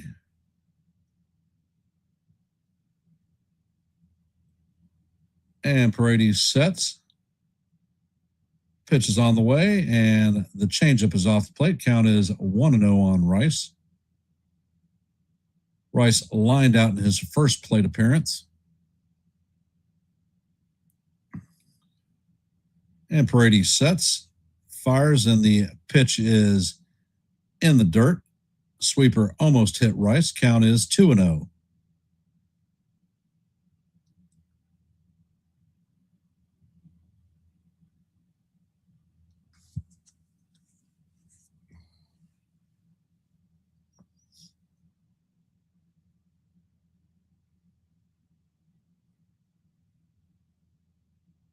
And Paredes sets. Pitch is on the way, and the changeup is low and away. Count is now 3-0 on Rice.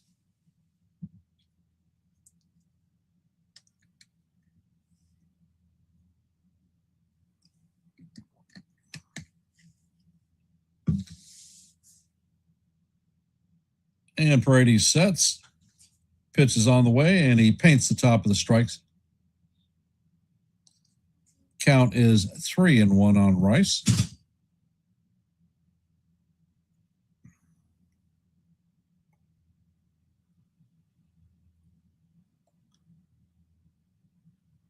Paredes sets and fires, and Rice fouls this one straight back. Count is now full.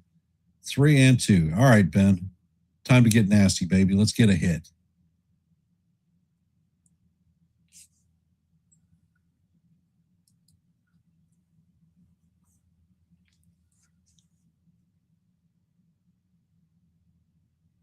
And Paredes sets. Pitch is on the way, and this one is hammered to right field. A second hits the second deck and bounces into the stands for a 2-run homer. That is Rice's 24th home run of the season, went 357 feet and traveled at 101.7 miles an hour. And the Yankees take a 3-1 lead.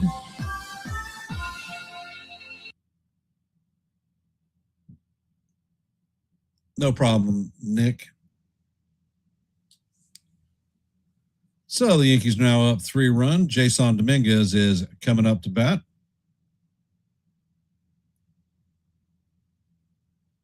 First pitch is on the way, and Dominguez hammers this one foul down the first base line. Count is 0-1.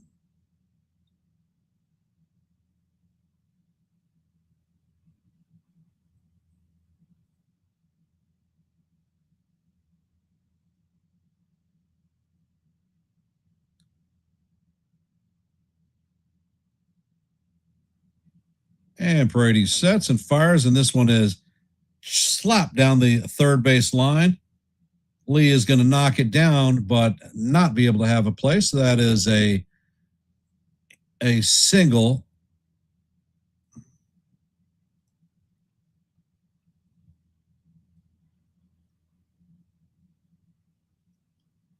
Coming up to bat is Cody Bellinger.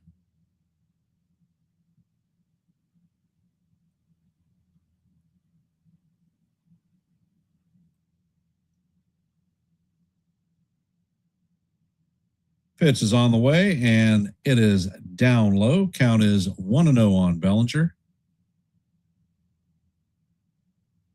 Bellinger is 0 for 1. He lined out in the first inning.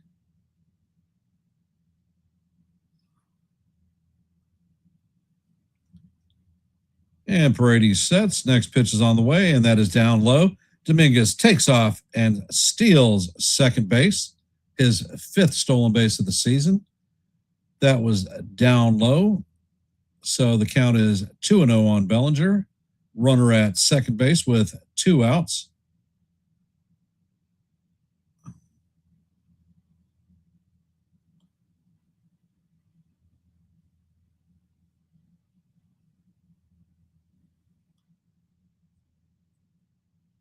Pitch is on the way, and Bellinger chops this one foul down the first base line.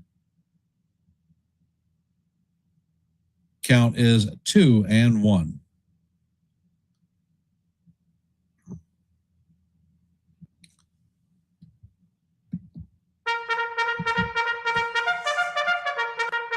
And Paredes sets. Pitch is on the way, and that is up and out of the strike zone. Count is 3-1. And they show Cole warming up in the bullpen.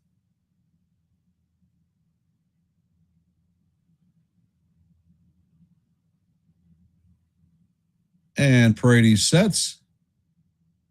Pitch is on the way, and that is off the plate for ball 4.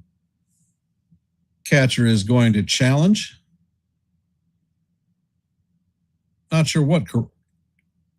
And the pitch is confirmed that it was a ball by 0.7 of an inch. So the Twins are going to lose 1 challenge, 1 remaining. So Bellinger is on first, Dominguez is on second, and Paul Goldschmidt is coming up to bat. Looks like they have a mound visit going on. Pitching coach is coming out to calm his boy down.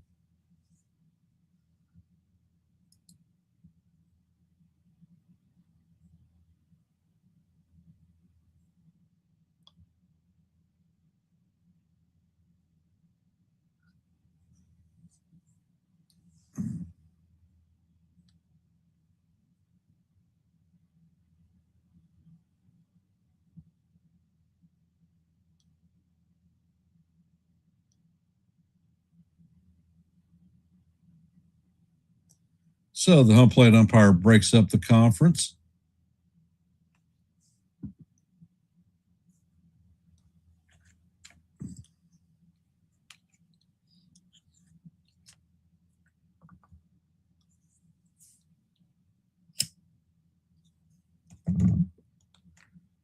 And Goldie steps into the box. Paredes sets. Checks on the runner at second. Pitches all the way, and Goldschmidt fouls it straight back. Count is 0-1. All right, Paul. Time to do a little bit of bingo. Situational hitting 101.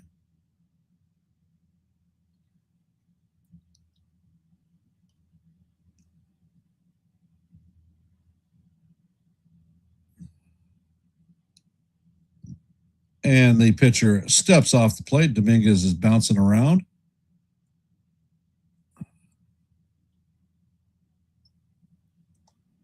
First disengagement.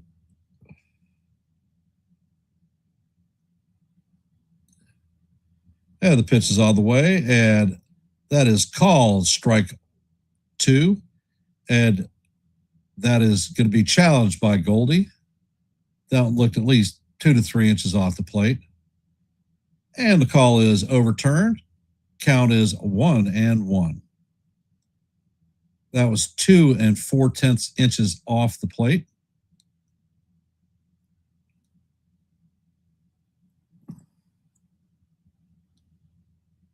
Paredes sets.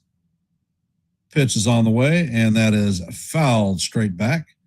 Count is 1-2.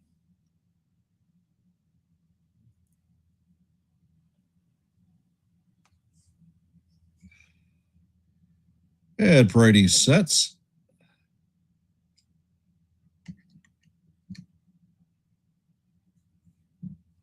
Pitch is all the way, and the fastball's off the plate. Count is even at 2-2.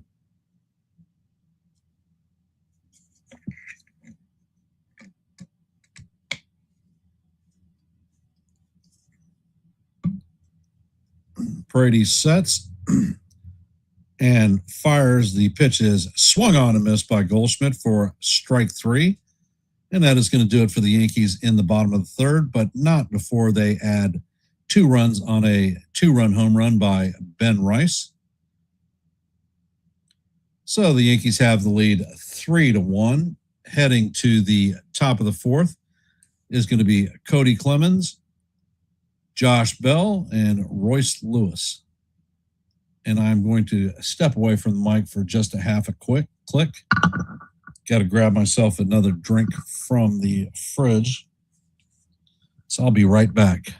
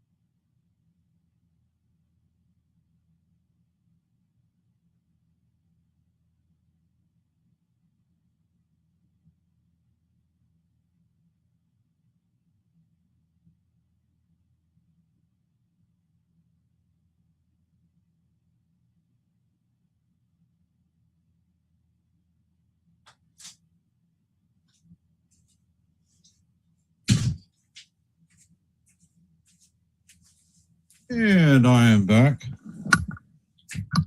Welcome, Joe.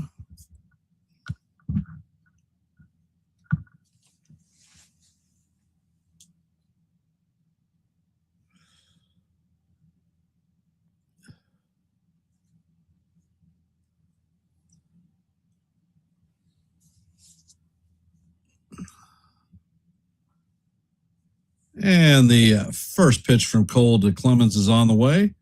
And that is called strike 1. Count is 0-1.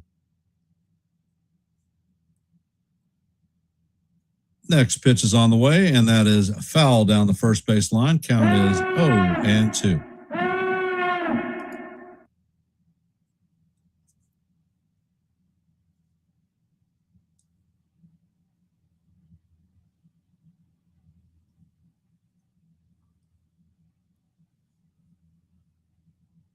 Cole sets and fires. That pitch is up high. Count is 1-2.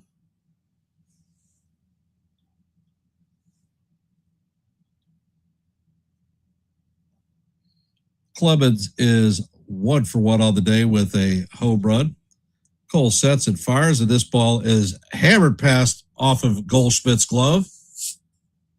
Clemens is rounding first, heading to second. Goldie throws to second. Caballero makes the catch, but not in time. So that is going to be a leadoff double.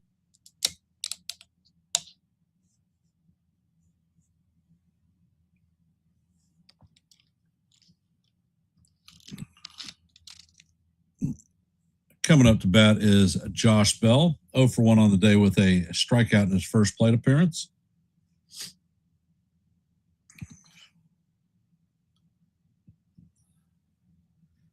First pitch is on the way, and the changeup is in there for call. Strike 1. Count is 0-1.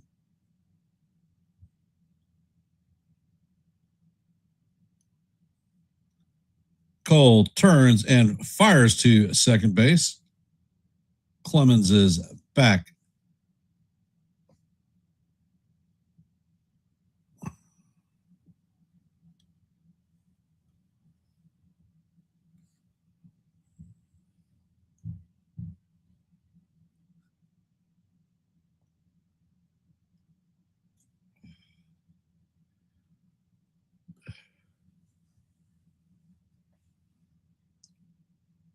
And Cole sets and fires, and that pitch is going to paint the bottom of the strike zone. Count is 0-2 on Bell.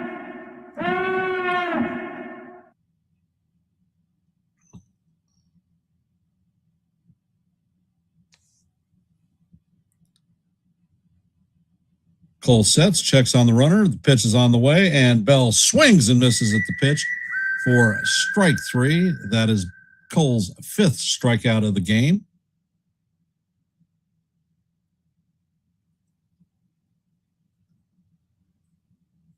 Coming up to bat is Royce Lewis, 1-for-1 on the day with a double in his first plate appearance.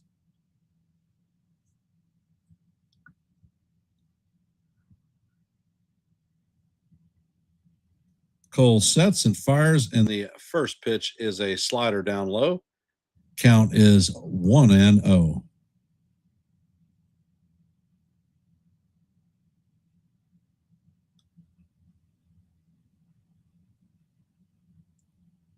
Pitch is on the way, and the fastball is down low. Count is 2-0.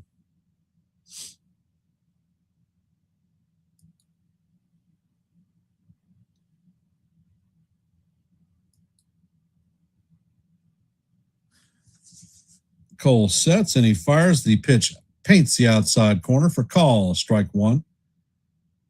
Count is 2-1.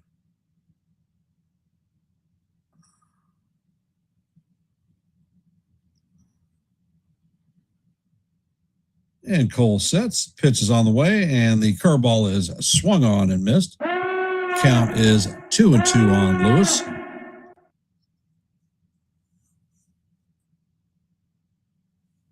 Lewis calls timeout.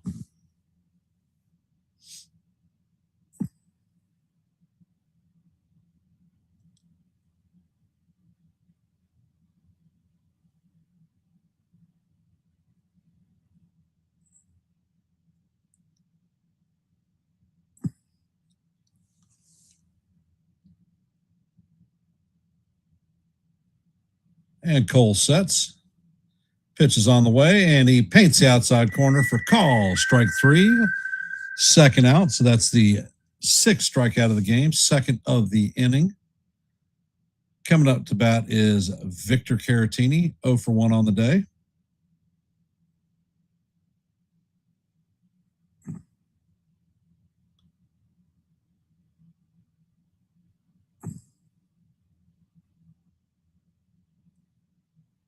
And Cole sets. First pitch is on the way, and the curveball is off the plate. Count is 1-0. Caratini flew out in his first plate appearance. Pitch is on the way, and that is down low. Count is 2-0.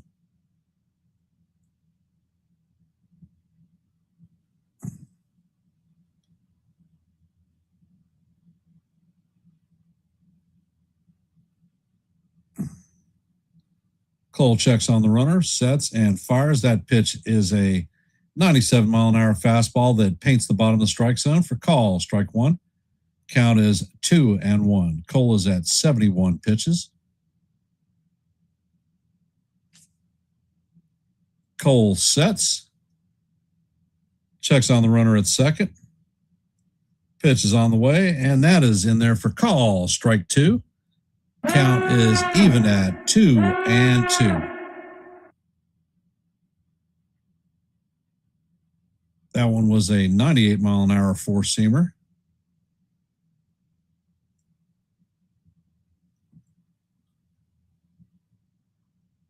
Cole sets and fires, and this ball is hammered between McMahon and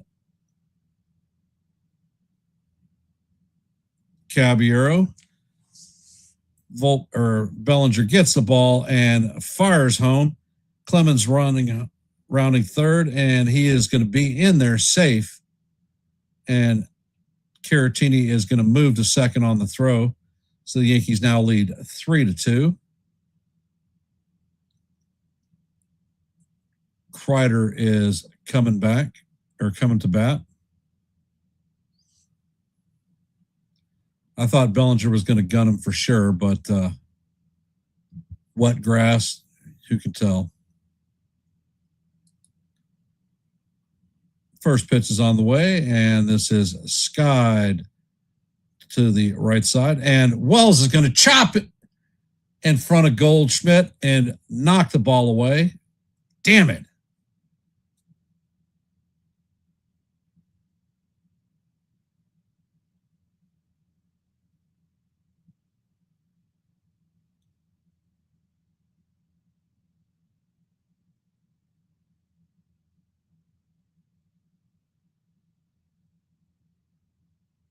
For love of Pete, come on, Austin. That is way out of your zone for catching. That was a nice, easy play for Goldschmidt and well screwed it up.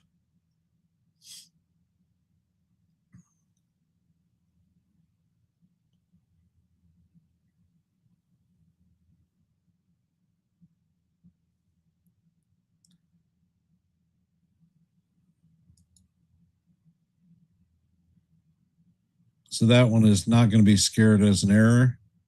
Pitch is on the way, and this is a bounce foul down the third base line. Count is 0-2.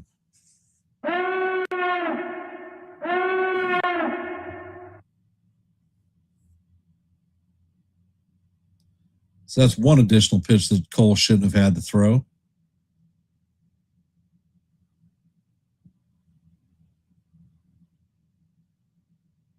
It looks like Brett Hedrick is warming up in the bullpen. Next pitch is on the way, and this is chop foul. Count is 0-2. Two pitches that Cole shouldn't have had to pitch.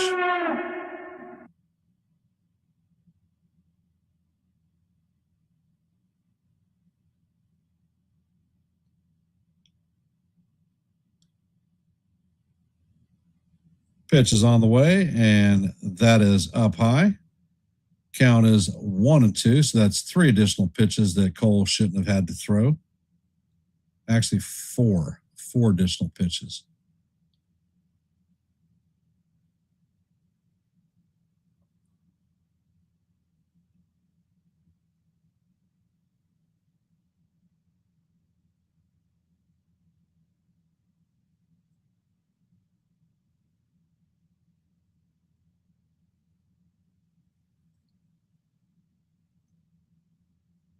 And Cole sets, checks on the runner.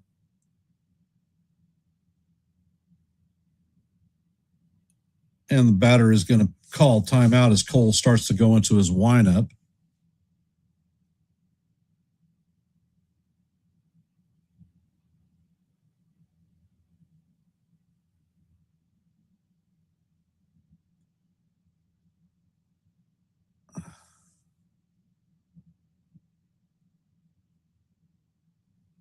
And Cole sets, pitch is on the way, and that is going to paint the outside corner for call. Strike three. That's going to do it for the Twins, but not before they score a run.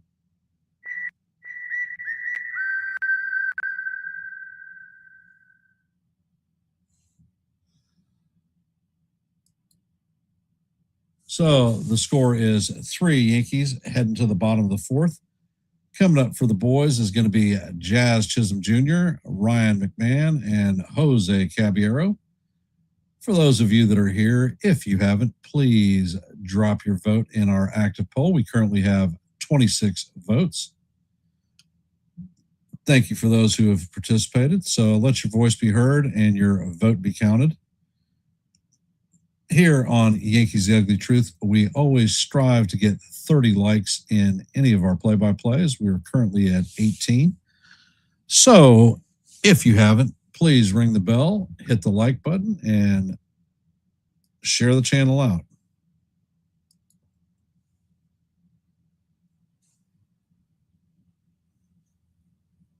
Here at Yankees The Ugly Truth, we're at 785 subscribers, 5 away from our next milestone. So if you are not a member of the Yankees The Ugly Truth family, please consider subscribing to One and the Same. If you like live play-by-plays, well, we certainly call them. If you like shorts, I drop a boatload of them. And if you like open panels, I host them. I had one last night, and during the rain delay, I hosted another one today.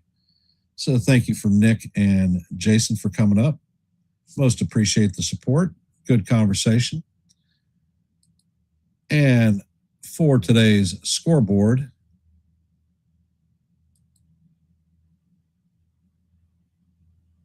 The Cardinals beat the Cubs 17-1. In the bottom of the eighth, the Nationals have a 7-1 lead on the Pirates.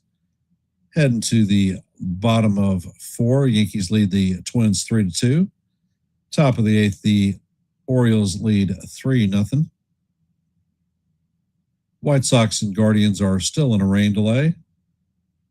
Braves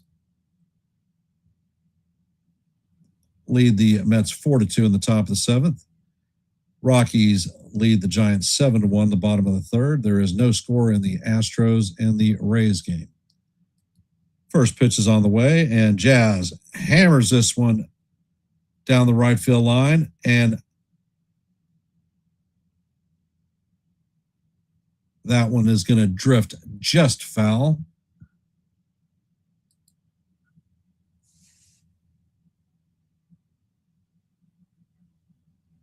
He wrapped the foul pole.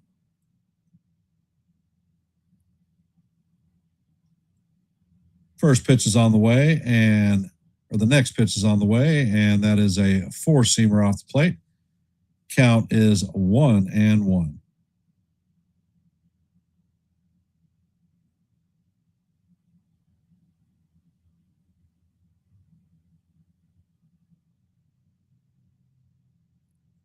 Paredes sets.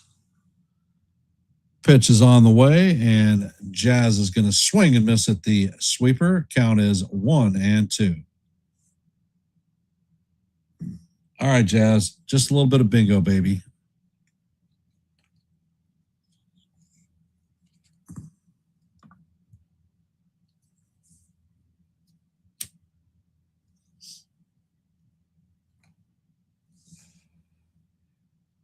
And Paredes sets, pitches all the way, and that is way up high. Count is even at 2-2.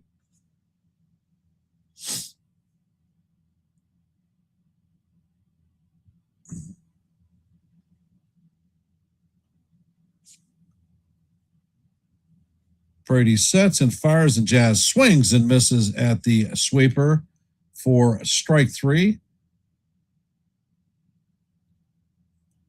Coming up to bat is Ryan McMahon.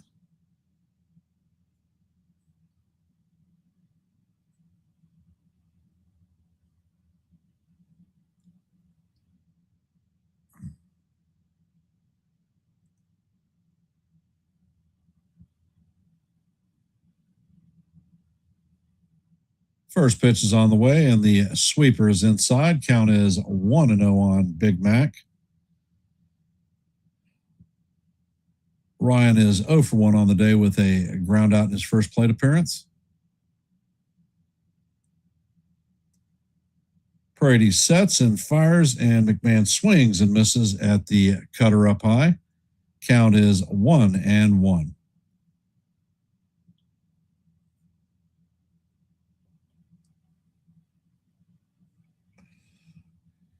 Next pitch is out of the way, and the changeup is off the plate. Count is 2-1.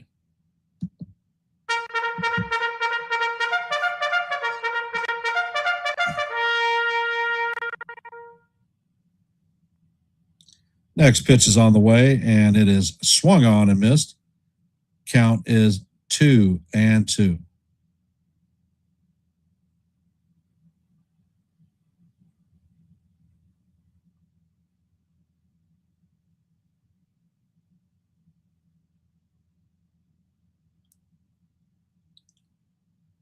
And Paredes sets, pitch is on the way, and McMahon hammers this one foul down the first base line.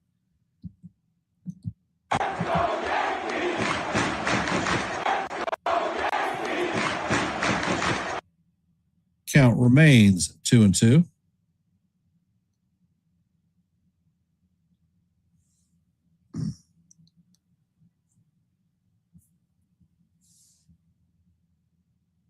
And Paredes sets, pitches on the way, and that is way up high. Count is now 3-2. Paredes is at 71 pitches.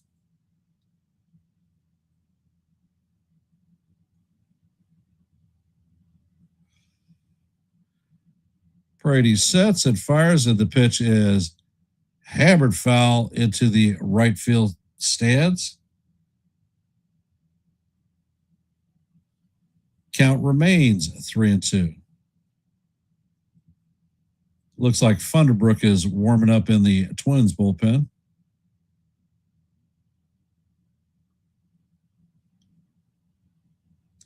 Next pitch is on the way, and McMahon fouls it straight back. Count remains full as we head to the 9th pitch of the at-bat.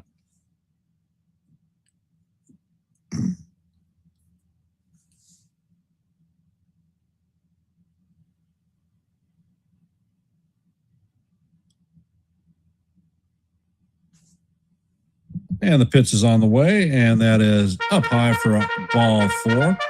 So McMahon is going to strip his gear off and head to first base. Coming up to bat is Jose Caballero.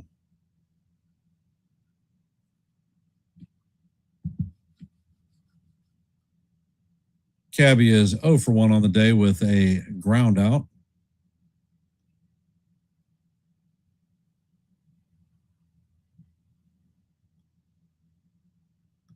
First pitch is on the way, and Caballero swings at the sweeper for call, strike 1. Count is 0-1.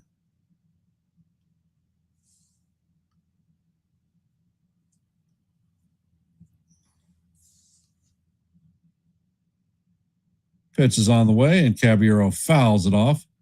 Count is 0-2.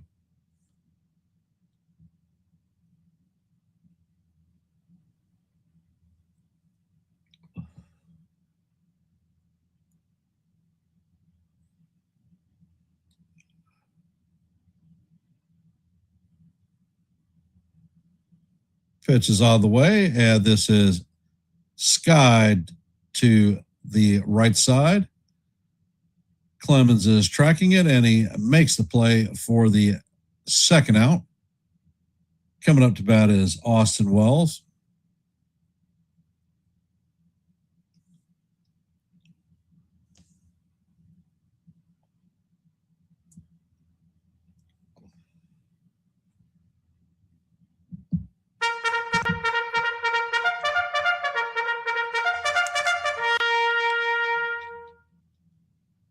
Pitch is on the way, and the sweeper is off the plate. Count is 1-0 on Wells.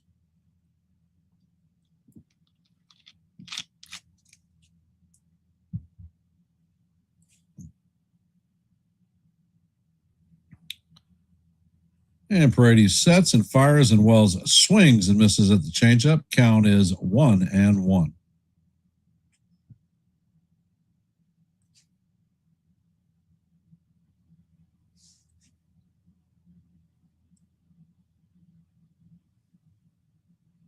Paredes sets and fires, and Wells swings and misses at the sweeper off the plate. Count is 1-2.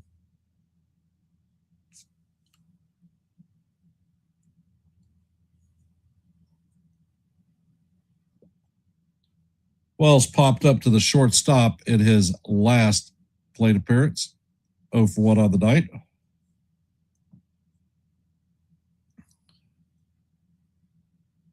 Paredes sets and fires, and this ball is grounded to Clemens. He sets and fires to Lewis, and that is going to be the third out of the inning. Yankees are going to leave a runner on base. Coming up in the top of the 5th is going to be Tristan Gray, Luke Keachel, and Trevor Larnach.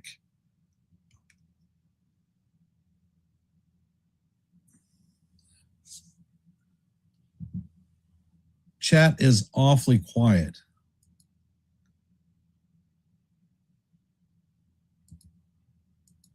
How are you guys and gals out there feeling about the game? If you haven't, please drop your vote in our active poll. We have 26 votes at this time. So thank you for those who have participated. So let your voice be heard and your vote be counted. Currently, we are at 18 likes. Our goal for every live play-by-play is 30, so we're 12 away from our goal. So if you haven't, please hit the like button and share the channel out.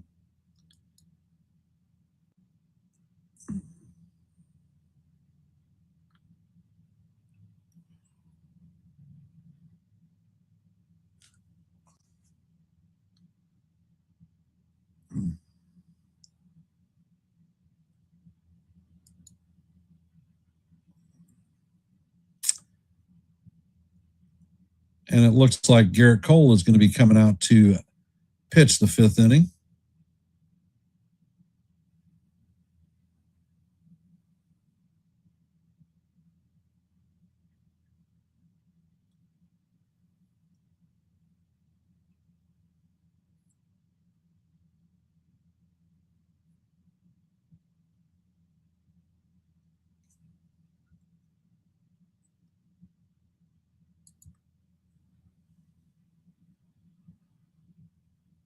And the first pitch is on the way, and this is line to center field. Grisham is on his horse and is going to make a fine running play just short of the warning track for the first out.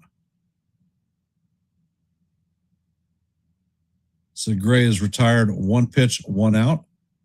Cole is at 79 pitches on the game.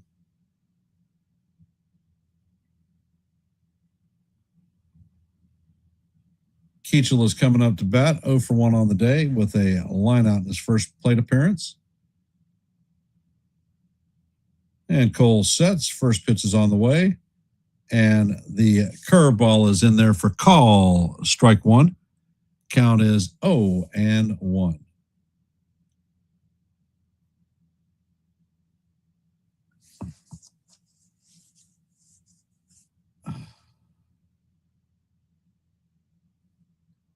And Cole sets. Pitch is on the way. And this ball is hammered past a diving McMahon. It's going to go into the corner. Keachel is rounding first. Bellinger fills it and fires to third. So that is going to be a stand-up double, 1-out double.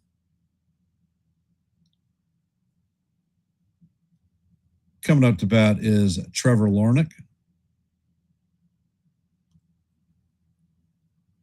That one was just out of the reach of McMahon.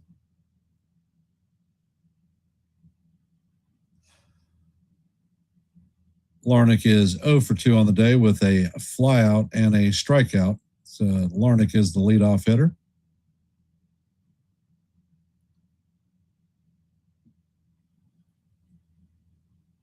And the pitch is on the way. The changeup is in there for call. Strike 1. Count is 0-1.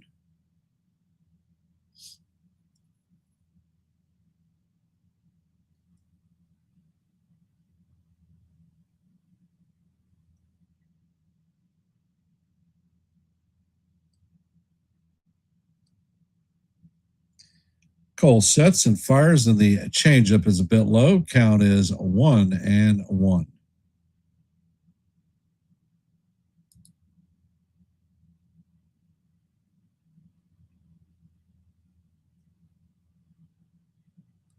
Cole sets and he fires, and the pitch is off the plate. Count is 2-1.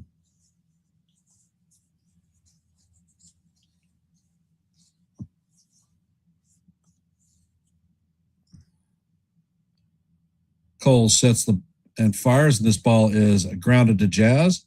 Jazz is going to fire it to Goldschmidt for the second out. Keachel is going to move to third, so the Twins have a runner at third with 2 outs.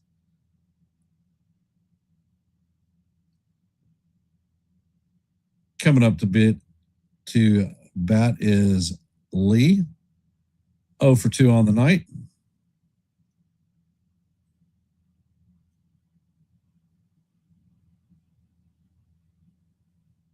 And Cole is calling Wells out to the mound.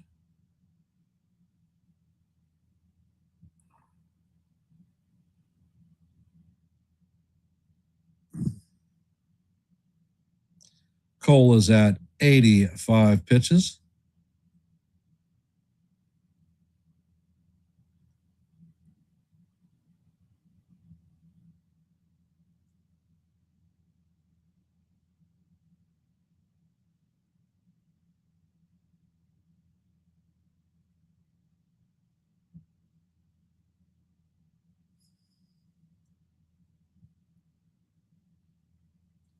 And the meeting on the mound has broken up.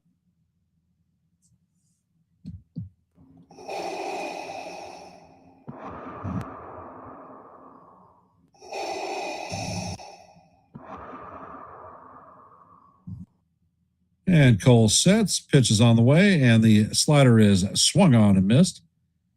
Count is 0-1. Lee has a ground out and a strikeout to his name tonight.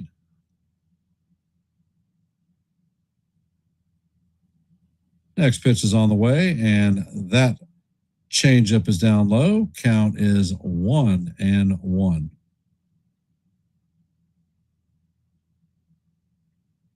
And you can see the rain still falling in the stadium. Next pitch is on the way, and this is skied to left field. And Bellinger is calling Caballero off, and he makes the play for the third out. So the runner is going to be stranded at third. Coming up to bat is going to be Trent Grisham, Ben Rice, and Jason Dominguez. 1, 2, 3, and that's what we're going to see. For those of you that are here, if you haven't, please drop your vote in our active poll. We currently have 27 votes. So let your voice be heard and your vote be counted. As you know, for every live play-by-play, our goal is 30 likes. We're currently at 19, so 11 away from our next goal. And from today's scoreboard, the Nationals are leading the Pirates 9-1 in the top of the ninth.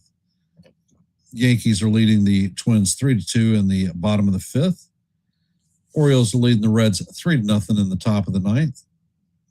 White Sox and Guardians are still in a rain delay. Braves lead the Mets 4-2 in the top of the eighth. Rockies lead the Giants 7-2 in the bottom of the fourth. In the bottom of the fifth, there is no score in the Astros and Rays game. Let's go Astros. And the next game starts at 9:38, and that's going to be the Red Sox and Angels. 9:40 is going to be the Marlins and the Athletics. So we're about 10 minutes away from a couple of games starting. And for those of you that are here, if you are not a member of the Yankees The Ugly Truth family, we offer live play-by-plays almost daily. We drop shorts almost daily. And if you like open panels, I host them regularly. And it looks like Cody Funderbrook is coming in to replace Mike Paredes.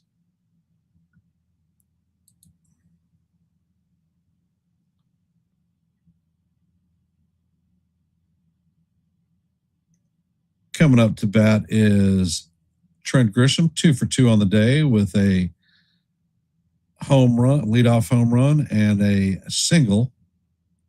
First pitch is on the way, and that is called strike one. I think that one was a little high, but Grisham is not going to challenge. Next pitch is on the way, and that sweeper is off the plate. Count is 1-1.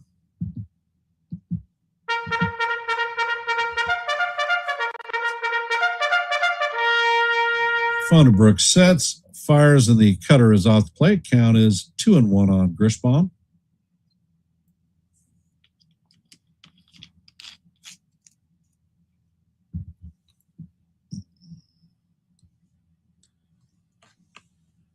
Pitch is on the way, and that paints the outside corner for call. Strike two. Count is 2-2 on Trent.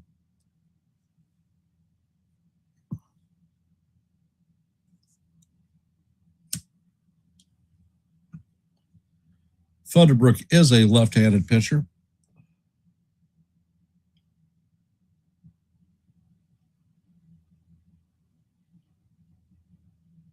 And he sets, fires, and the pitch is swung on and missed by Grisham for strike three. And that is the first time they've retired Grisham tonight. Coming up to bat is Ben Rice, 1 for 2 on the night, a 2-run homer in his last plate appearance, and a line out in his first.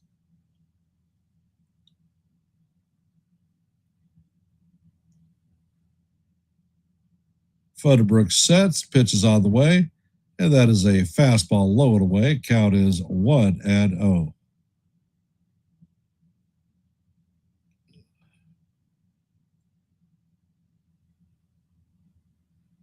Next pitch is on the way, and this is chop foul. Count is 1-1.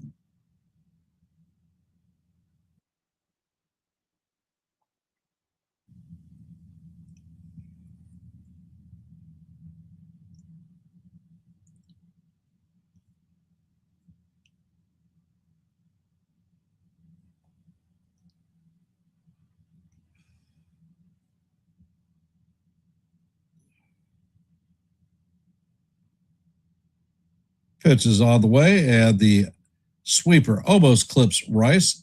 Count is 2-1.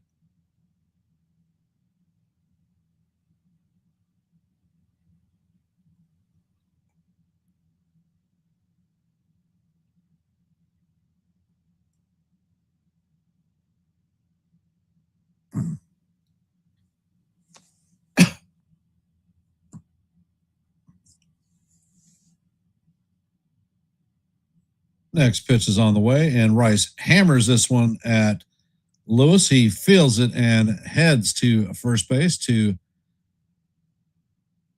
make the second out of the inning.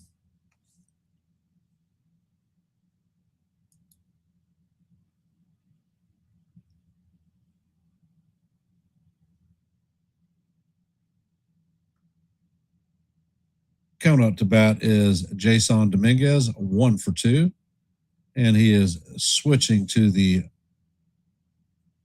right side of the plate. First pitch is on the way, and Dominguez chops it foul. Count is 0-1.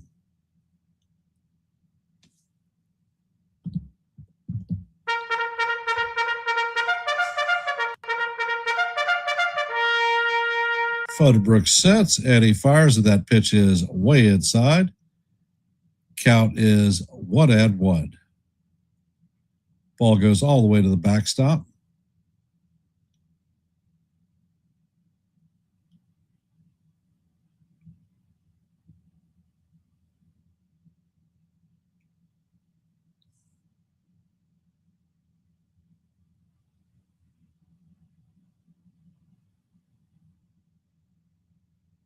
Dominguez is 1 for 2 on the night with a stolen base.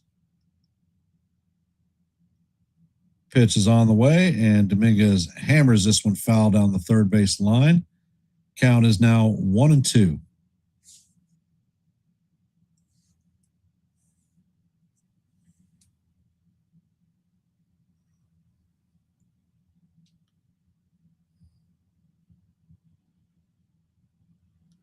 Next pitch is on the way. Dominguez swings and misses for strike 3. And that is going to do it for the Yankees in the bottom of the 5th. Coming up in the top of the 6th is going to be Clemens, Bell, and Lewis. 2, 3, and 4. And let's see, is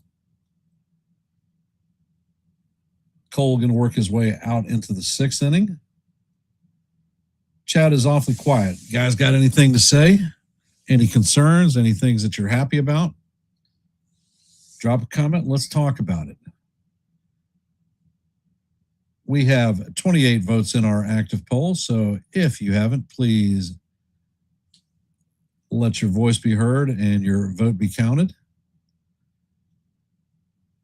Thank you for the 28 who have participated in the poll.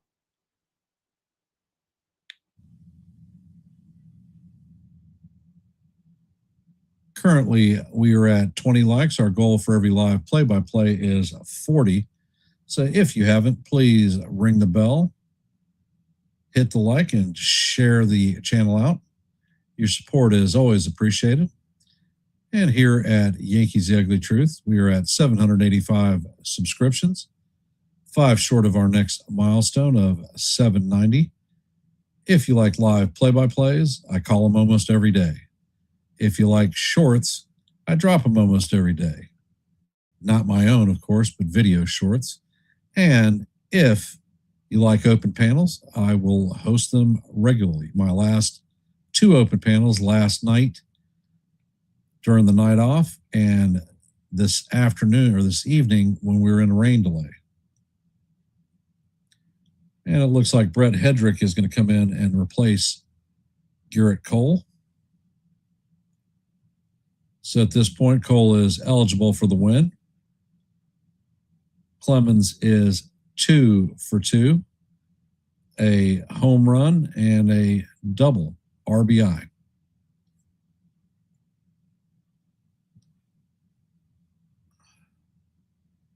First pitch is on the way, and that is fouled off. Count is 0-1.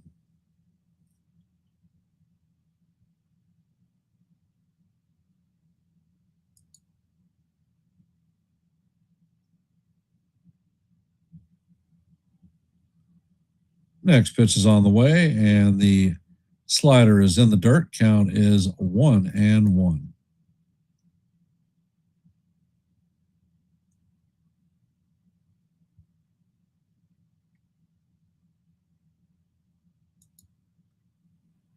Hedrick sets and fires, and the slider is swung on and missed.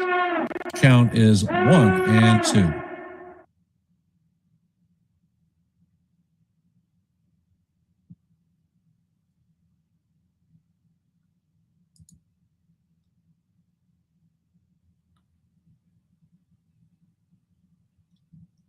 And Hedrick sets, pitches on the way, and that is swung on and missed for strike 3.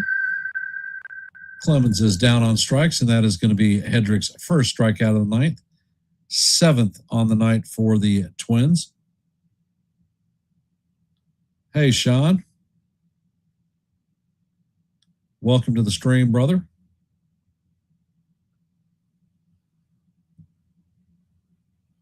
And Josh Bell is coming up to bat, 0 for 2 on the night with a pair of strikeouts.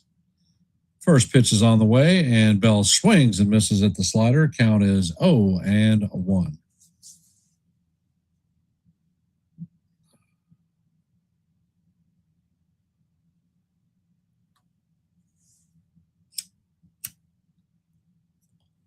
Hedrick sets and fires, and the slider or splitter is in the dirt. Count is 1-1.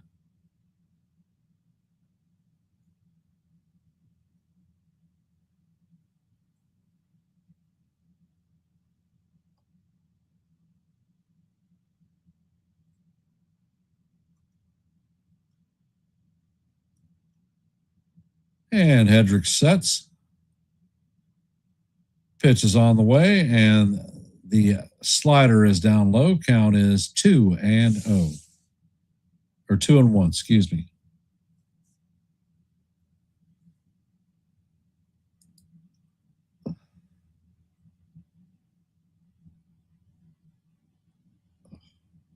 Next pitch is on the way, and this is skied to right field. DeBiggins is tracking it, and he makes a bunny hop catch in front of the wall for out number 2.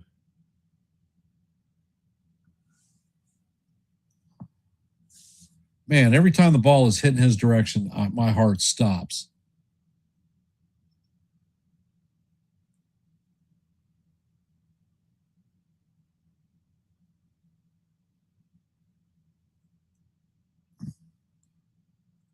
Coming up to bat is Royce Lewis, 1 for 2, with a double and a strikeout. Hedrick sets and fires, and Lewis swings and misses at the 96-mile-an-hour fastball. Count is 0-1.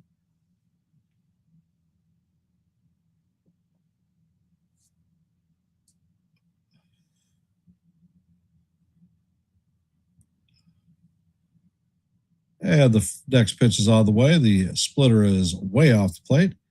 Count is 1-1. Hedrick sets, and he fires, and the fastball is swung on and missed. Count is 1-2.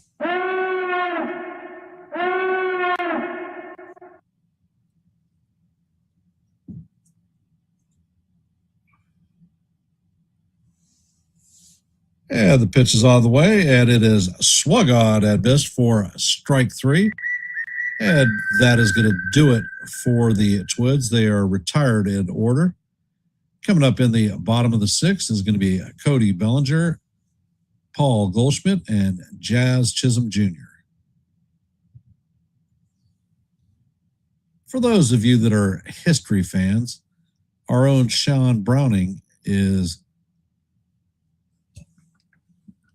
the proud owner of the True Historian.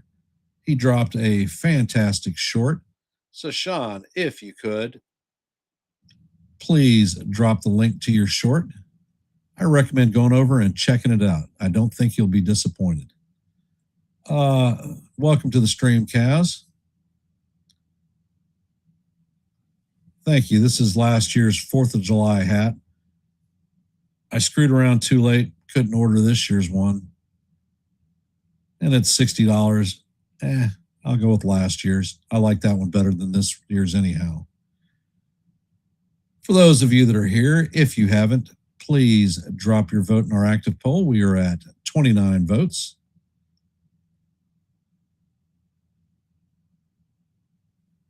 Sorry to hear that, Kaz. So let your voice be heard and your vote be counted. We are currently at 20 likes, 10 short of our goal of 30 for every live play-by-play. So if you haven't, please ring the bell, hit the like button, share the channel out. And here at Yankees The Ugly Truth, we're at 785 subscribers, 5 short of our next milestone of 790. So if you're not a member of the Yankees The Ugly Truth family, you like live play-by-plays, shorts, and open panels, this may be the place for you. My last open panel was hosted last night. Actually, it was this afternoon during the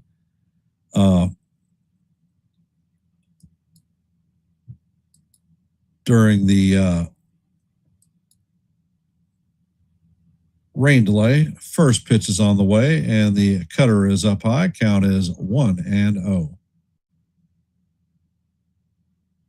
Bellinger is 0 for 1 on the day with a walk. Next pitch is on the way, and the sinker catches the top of the strike zone. Count is 1-1.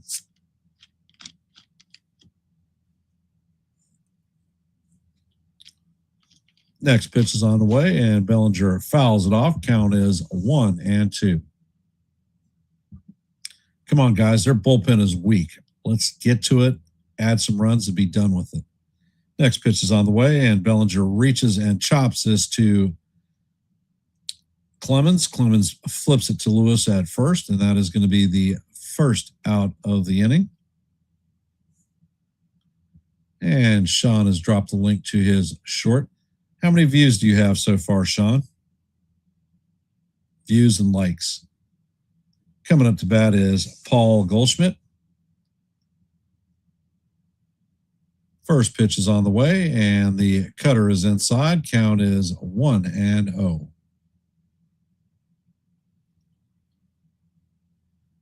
Goldie has a flyout and a strikeout. Next pitch is on the way, and that is fouled straight off.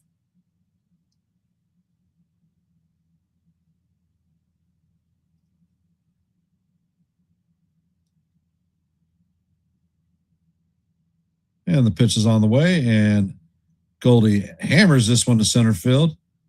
And Kreider is back, but makes the play on the warning track for the second out. That was a good swing by Goldie. Might have not hit the sweet spot on the bat.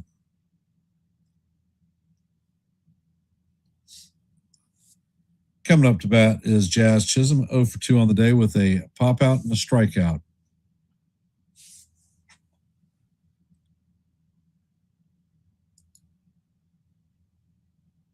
First pitch is on the way, and Jazz bounces this one to Lewis. Lewis fields it cleanly and steps on the bag for the third out. So the Yankees are going to go down in order, 1, 2, 3, and that's all we saw. Coming up to bat is Victor Caratini, Kreider, and Gray. And let's take a look at our active scoreboard. Earlier today, the Cardinals beat the Cubs 17-1. Nationals beat the Pirates 9-5. As you know, heading into the top of the seventh, Yankees lead the Twins 3-2. Orioles beat the Reds 3-0. White Sox and Guardians are still in a rain delay. In the top of the ninth, the Braves lead the Mets 5-2. In the bottom of the fifth, the Rockies lead the Giants 11-2. In the bottom of the sixth, the Astros and the Rays are tied at 1. Let's go Astros. In the bottom of the first, the Angels and Red Sox have no score. In the top of the first, the Marlins have scored 5 runs and lead 5-0 over the A's. And just getting underway are the Brewers and the Diamondbacks. Next game start is 10-10, Padres and the Dodgers, and the Blue Jays and the Mariners. And that is your scoreboard for today. For those of you that are here, if you haven't, drop your vote in our active poll. We're at 29 votes. All right, that's good starting out. And it looks like Paul Blackburn is coming in to replace Brett Hedrick. Hey, Robert. Yes, we are ahead. If you haven't, please hit the like button and share the channel out. We are at 21 likes, 9 short of our goal of 30 for every live play-by-play.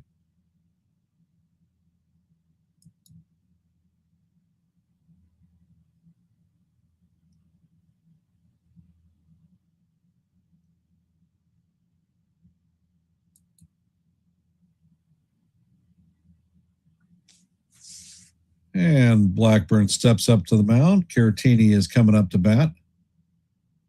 Yes, Cole is eligible for the win, Robert.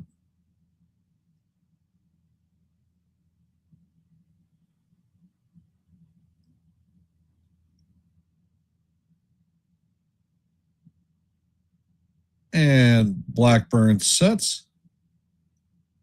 First pitch is on the way, and that is a changeup in there for call. Strike 1. Count is 0-1.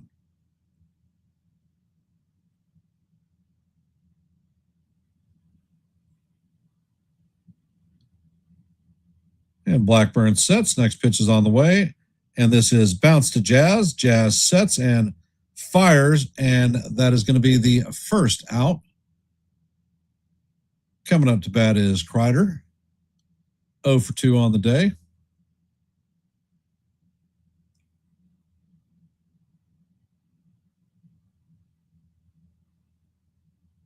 Yes, sir, Robert. Agree with you completely.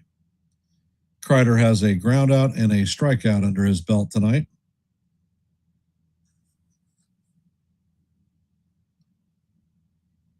And the first pitch to Kreidler is fouled down the first base line. Goldie is tracking it, and that one is going to make the stands.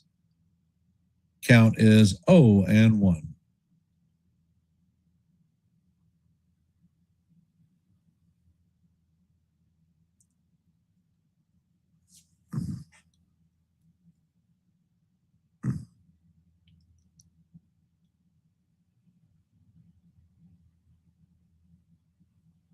And the pitch is on the way, and the curveball is just off the plate. Count is 1-1.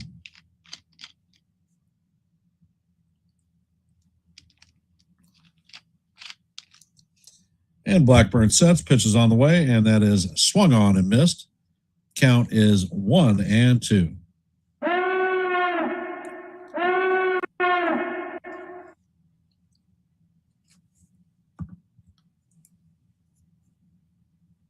And it looks like Trevor, Rogers, and Orze are warming up in the pen. Blackburn sets and fires, and the four-seamer is up high. Count is evened at 2-2.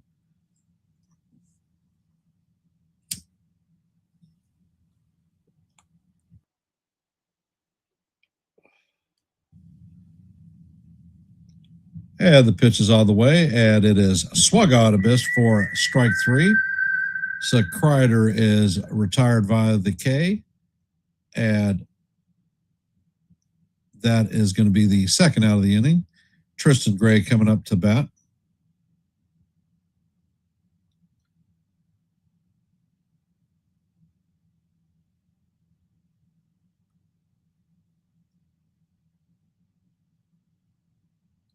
First pitch is on the way, and the changeup is in there for call. Strike one. Count is 0-1. Gray is 0 for 2 on the day with a line out and a strikeout. And Blackburn sets and fires, and the curveball is in the dirt, but it is swung on and missed. Count is 0-2 on Gray.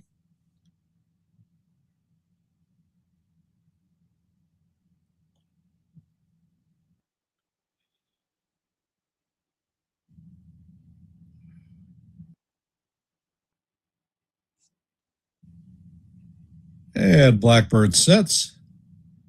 Pitch is on the way, and Gray swings and misses for strike 3. And that is going to do it for the Twins. Hello, Jonathan. So the the Yankees still works. and the Yankees lead the Twins heading to the bottom of the 7th, 3-2.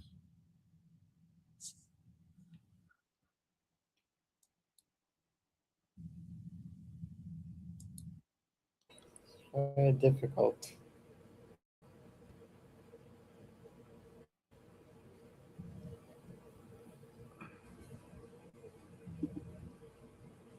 And it looks like United States Navy is in the house.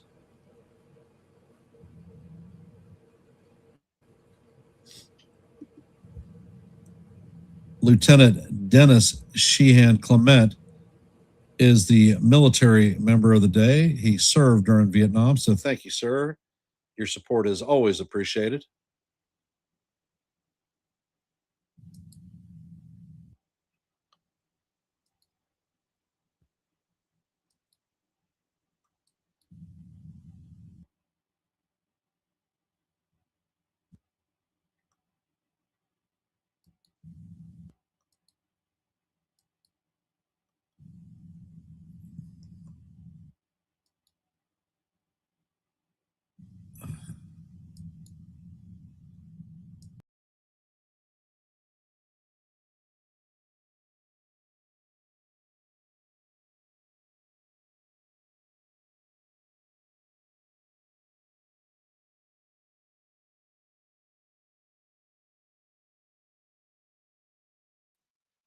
Don't know what the hell happened there, but I am back.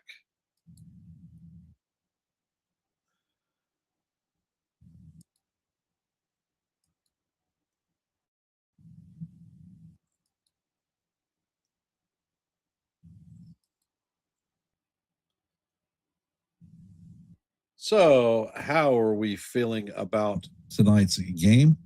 Coming up in the bottom of the 7th is going to be Ryan McMahon, 0 for 1 with a base on balls, Jose Caballero, and Austin Wells. So, thank you for all of you military veterans out there. Appreciate your service.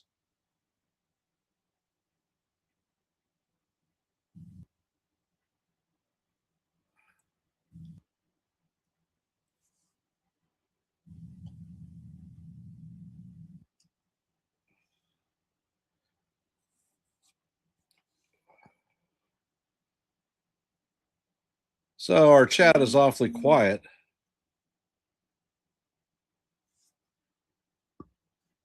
How do we feel about the game?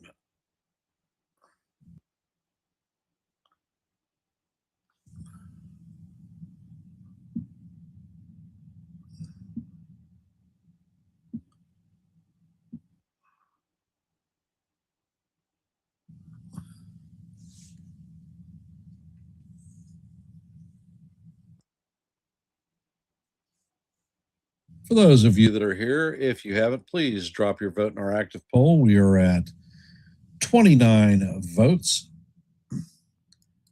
And if you haven't, please hit the like button and share the channel out. We have 22 likes, 8 short of our goal of 30 for every live play-by-play.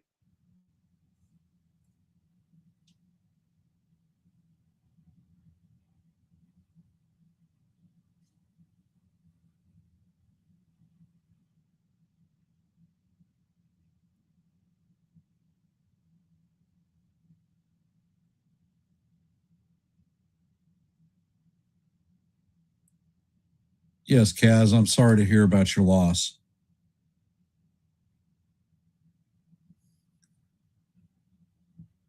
And Orzi is on the mount. First pitch is on the way, and the curveball paints the outside corner for call, strike one. Orzi is a right-handed pitcher.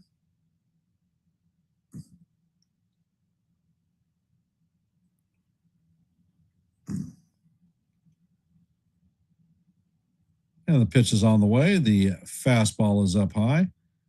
Count is 1-1.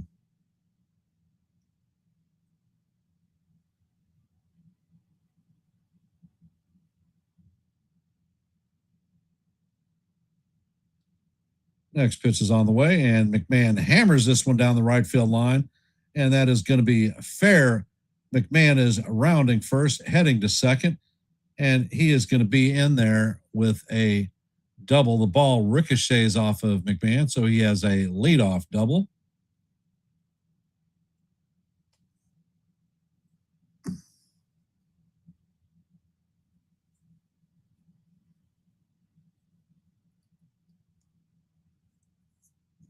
So welcome back, Ryan McMahon.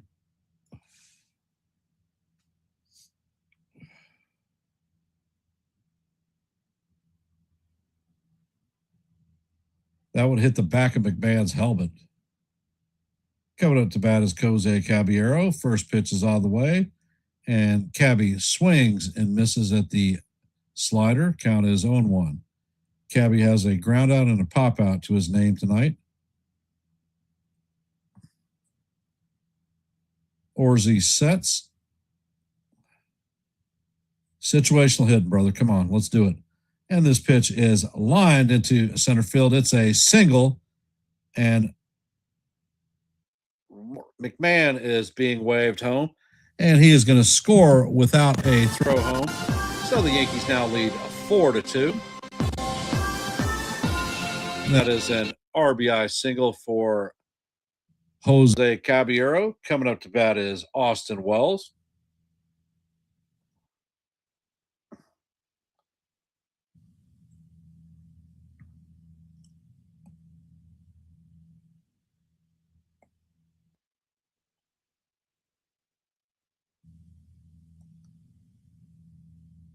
And Orzi sets. Pitch is on the way, and the curveball is off the plate. Count is 1-0 on Wells. Wells is 0 for 2 on the night with a fly out and a ground out.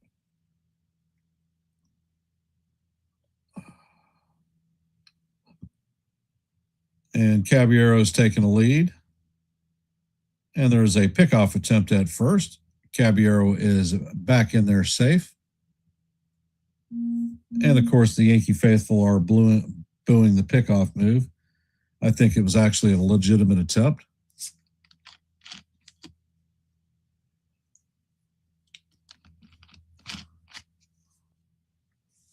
Pitch is on the way. Caballero takes off, and he is going to be in there for his 20th steal of the season. Pitch was in there for call, strike one. Count is 1-1.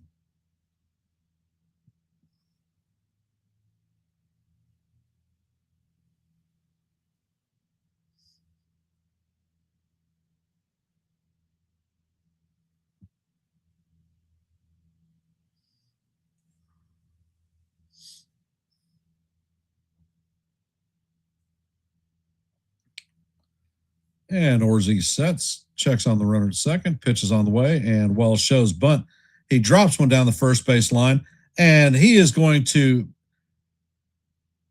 just be gotten. Caballero is going to advance to third, and it looks like we may be taking a look at this one because I think that Wells might have actually beat it out.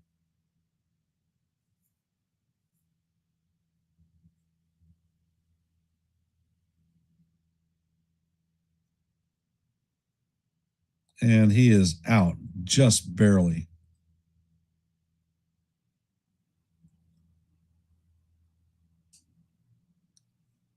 So that is going to be a sacrifice for Wells. Coming up to bat is Trent Grisham, 2 for 3 on the day. A single and a home run.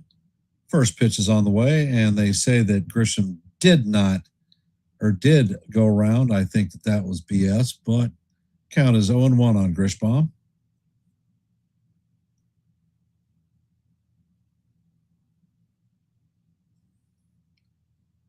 And Orzi sets, pitch is on the way, and Grisham hits a towering fly ball to middle right field. And Caballero is tagging. He comes home and he scores. So that is a sac fly for Grisham. And the Yankees are now going to lead 5-2.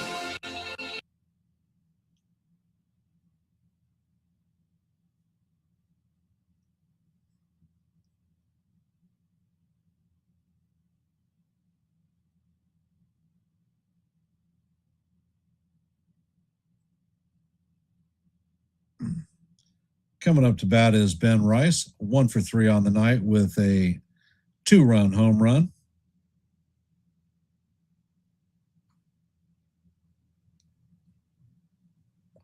First pitch is on the way, and that fastball is down low and away. Count is 1-0.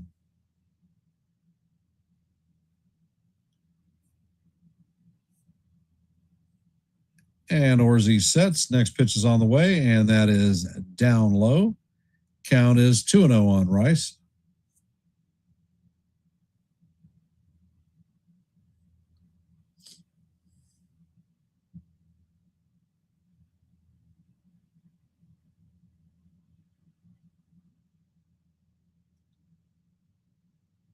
And Orzi sets. Pitch is on the way, and that is up and out of the strike zone. Count is 3-0. You're absolutely right, Sean. Captain Clutch is back.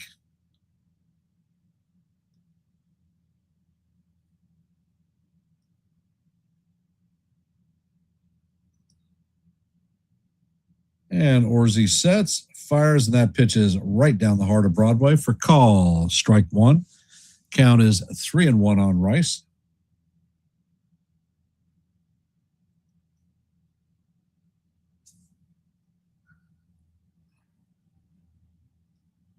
Next pitch is on the way, and that splitter is down low, so that's going to be a ball 4. Ben Rice strips his gear off and heads to first base. Jason Dominguez coming up to bat, 1 for 3 on the night with a single, stolen base, and a strikeout.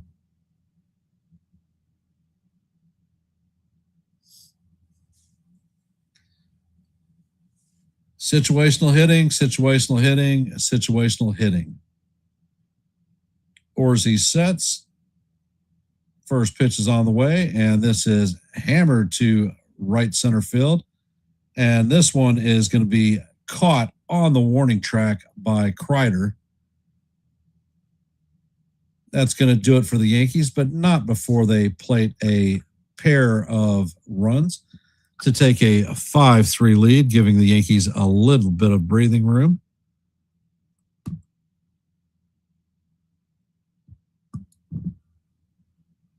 As we head to the 8th inning, coming up to bat is going to be Keachel, Larnick, and Lee. For those of you that are here, if you haven't, please drop your vote in our active poll. We have 30 votes, so let your voice be heard and your vote be counted.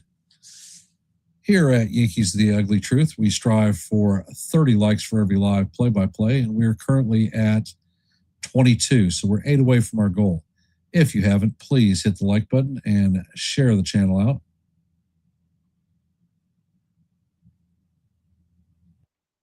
You are right, Kaz.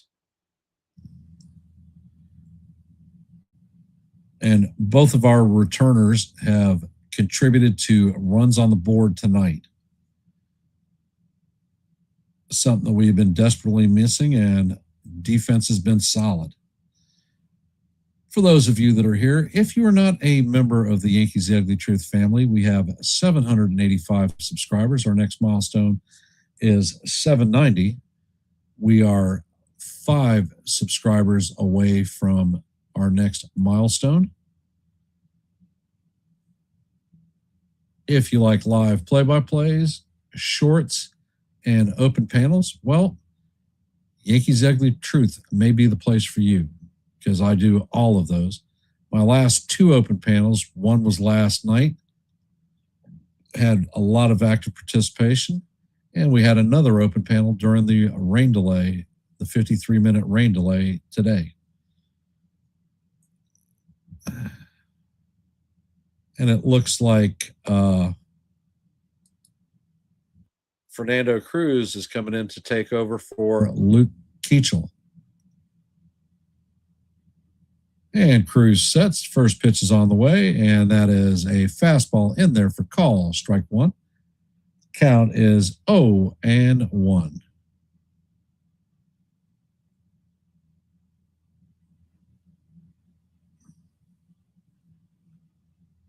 Next pitch is on the way, and the splitter is down low. Count is 1-1.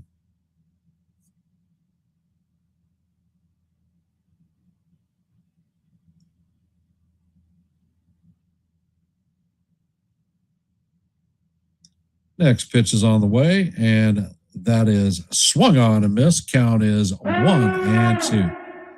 Nice slider by Cruz. Keachel is 1 for 2 on the day with a double in his last plate appearance.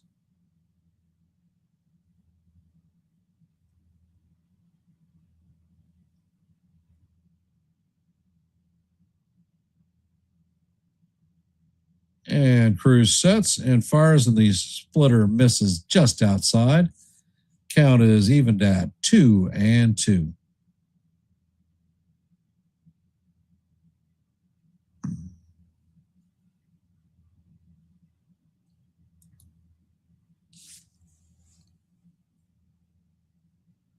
Pitch is on the way, and this is tapped up the middle. Caballero charges and cannot handle it. So Keachel is going to beat that one out for a infield single.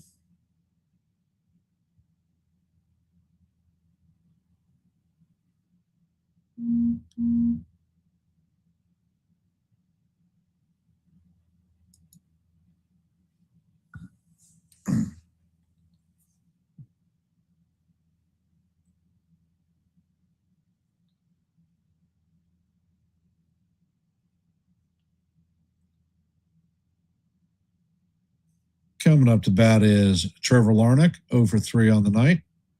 First pitch is on the way, and Larnach swings and misses at the splitter. Count is 0-1.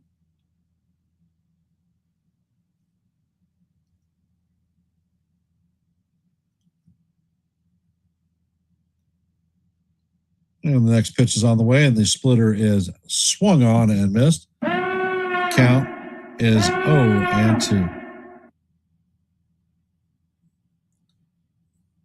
All right, they are reporting that Carlos LaGrange has a capsular strain, and he will not be throwing for the next 6 weeks. So he is definitely not going to be coming out of the bullpen to help us this year.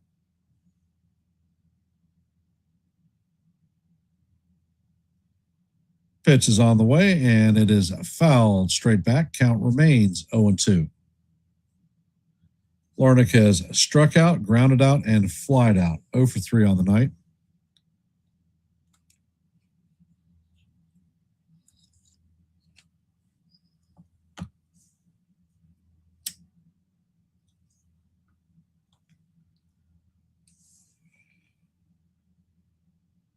And the pitch is all the way. The splitter is down low. Count is 1-2.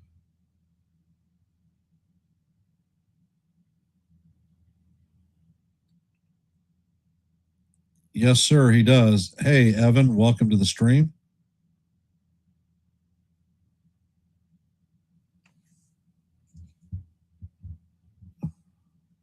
Next pitch is on the way, and that splitter is in the dirt. Count is now 2-2. There is a runner at first base with no outs.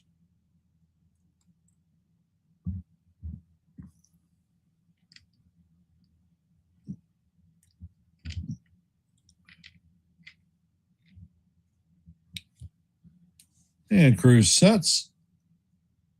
And he fires, and the fastball is off the plate. Count is now 3-2.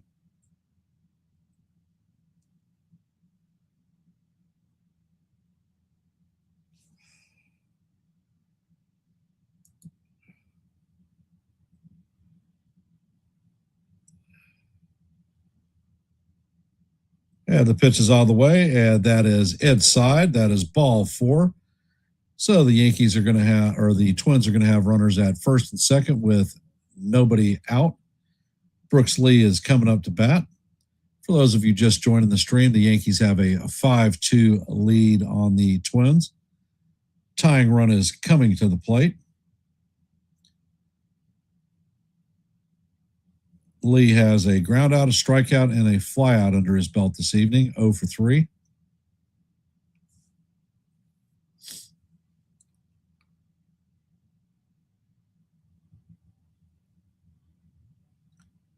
Cruz checks on the runner, sets and fires, and the splitter is in there for call. Strike 1. Count is 0-1 on Lee.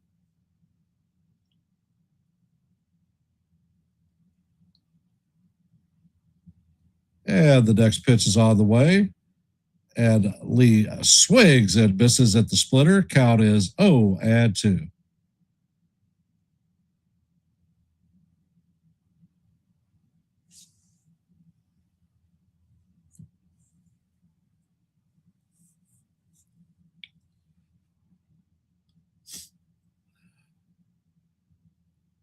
Pitch is on the way, and the splitter is down low in the dirt. Count is 1-2.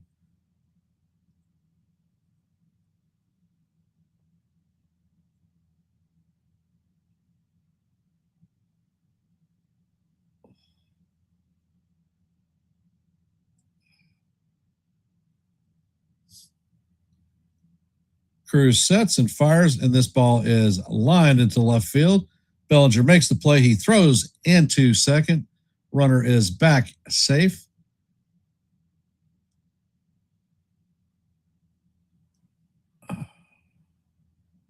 So there are runners at first and second with one out. Cody Clemens is coming up to bat, 2 for 3 on the day with a double, a home run, and a strikeout.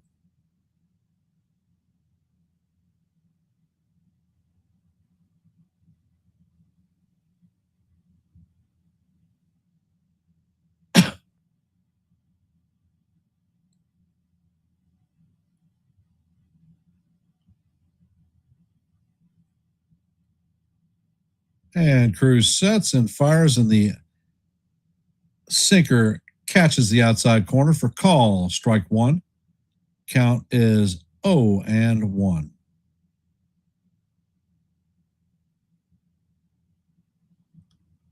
Next pitch is on the way. The splitter is in the dirt. It kicks away from Wells, but not far enough for the runners to advance. Count is 1-1.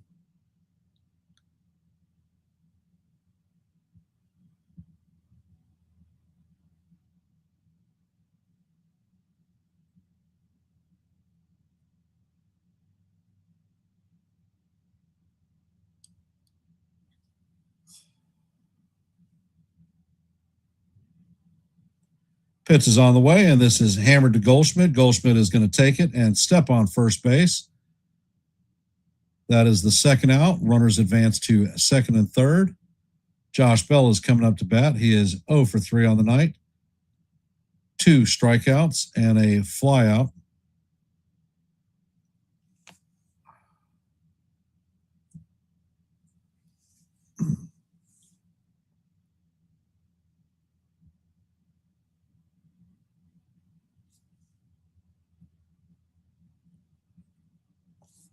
It looks like they're having a little bit of a bout visit.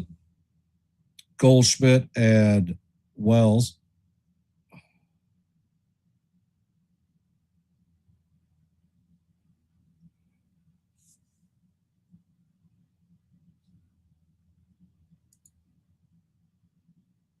It looks like David Bednar is warming up in the pen, just back from paternity leave.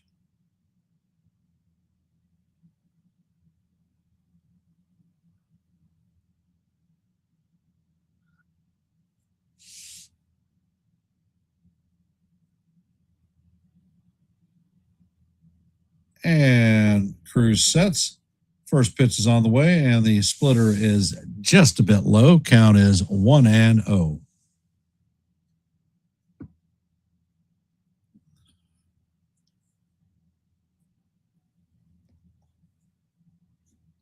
Ed Cruz sets. Pitch is on the way, and the splitter is down low. Count is now 2-0.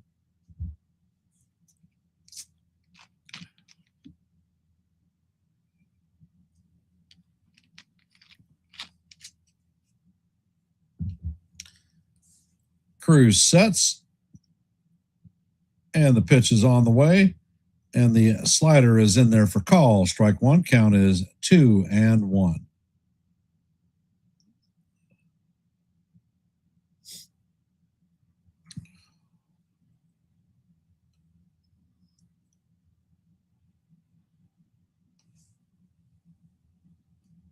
Next pitch is on the way, and that is a foul down the first base line. Count is 2-2 on Bell.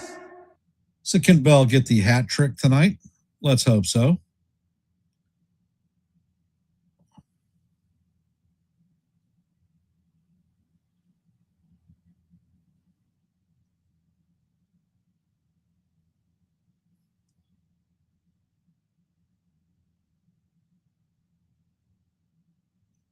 My Jedi sense says a splitter is coming. Cruz sets, pitch is on the way, and the splitter is down low. Count is now full, 3-2 on Bell.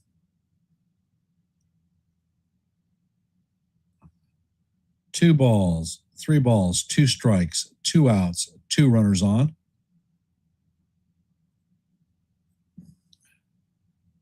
And the pitch is on the way, and that slider is inside for ball 4. So Bell is going to take these gear off and head to first base. Bases are juiced full of Twins. Royce Lewis is coming up to bat. Matt Blake is coming out to the mound.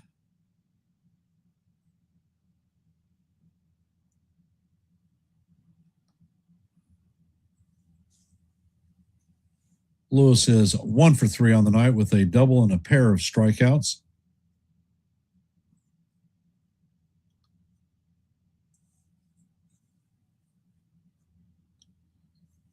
All right, Nando. It is time to get nasty, brother.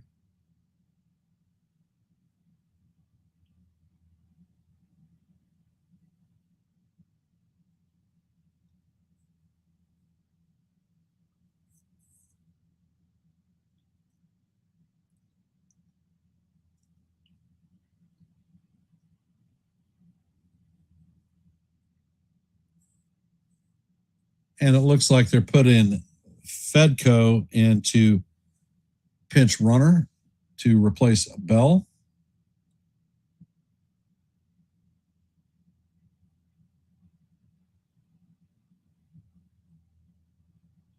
And Cruz sets. Pitch is on the way, and that is going to be a fastball that paints the bottom of the strike zone. Count is 0-1. That's a huge temperature drop, Cavs.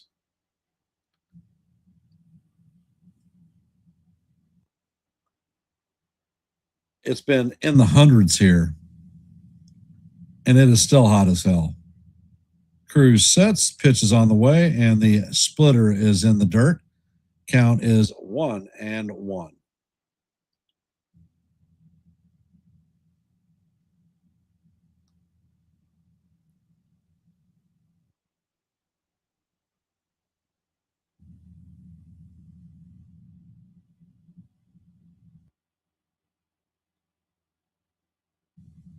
And Cruz sets, pitch is on the way, and the fastball paints the outside corner. Count is 1-2.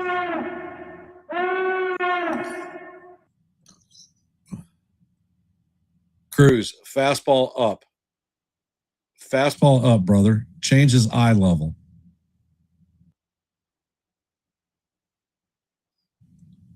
And Cruz sets. Pitch is on the way, and that fastball is up and in. Count is 2-2.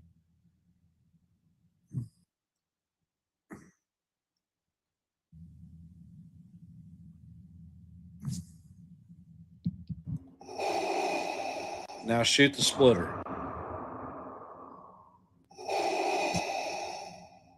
Pitch is on the way. Fastball is fouled straight back. Count remains 2-2.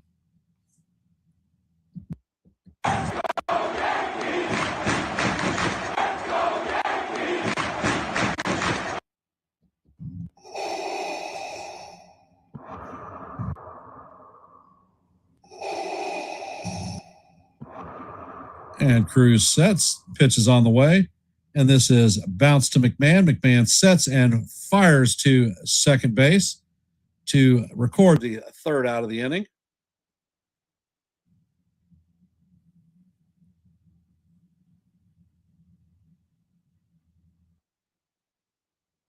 And that is going to do it for the Twins.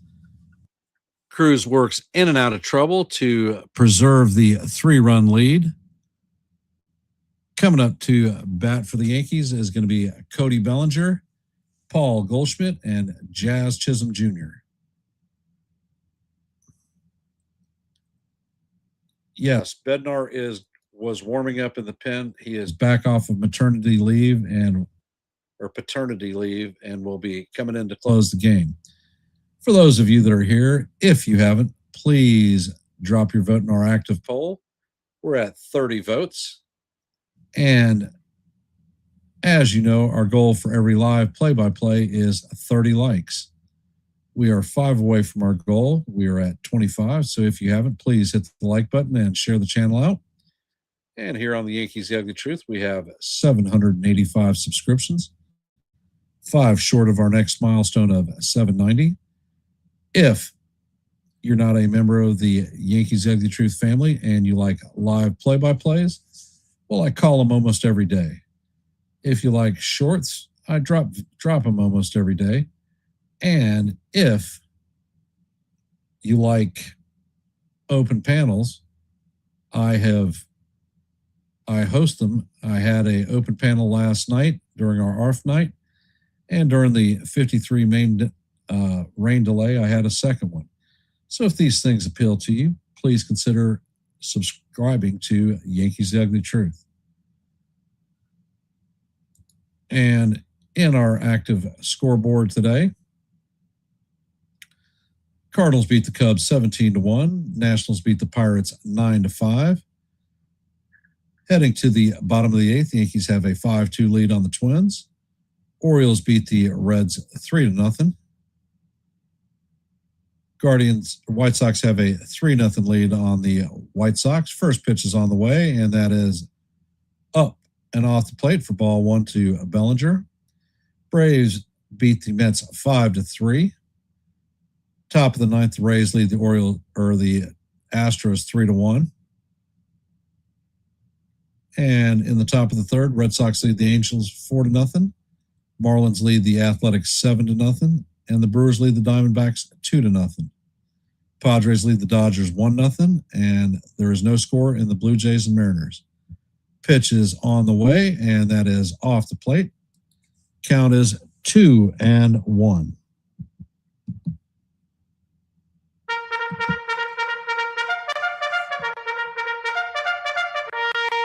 And Orzi sets and fires. This ball is bounced to Lewis.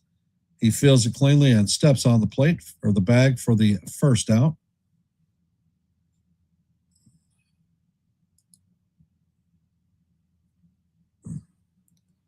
Coming up to bat is Paul Goldschmidt. 0 for 3 on the night.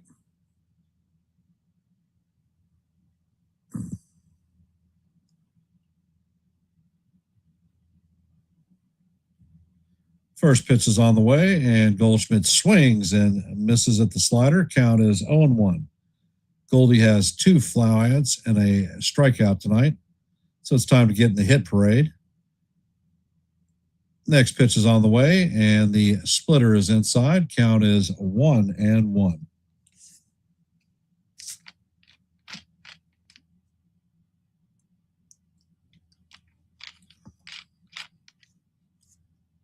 Pitch is on the way, and this is lined at Lee at third base, and he makes the play for the second out.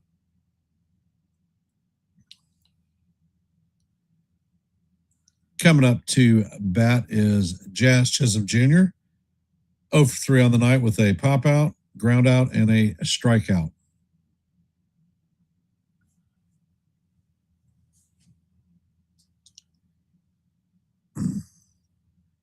Pitch is on the way, and the fastball is up and away. Count is 1-0. Yep, I reported that earlier, Saw. Next pitch is on the way, and the curveball is in there for call. Strike one. Count is 1-1 on Jazz.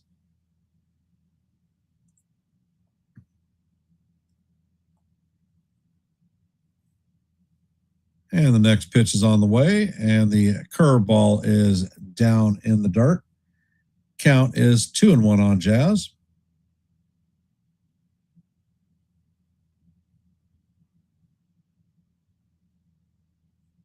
Not a problem, Saw.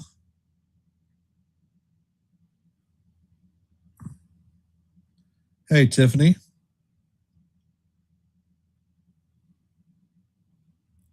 Next pitch is on the way, and the fastball is down low. Count is 3-1 on Jazz. Freed through a 30-pitch live hitting session 2 days ago, and looking like he will be back probably by the end of the month. Next pitch is on the way, and Jazz bounces this to Cody Clemens. He sets and fires to Lewis for the third out of the inning.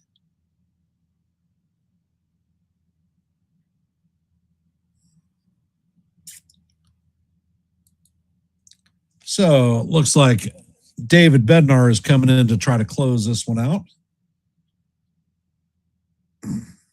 He should definitely be rested. Coming up to bat in the top of the ninth is going to be Victor Caratini, Kreider, and Gray. And between the three of them, they are 1 for 9 with 4 strikeouts.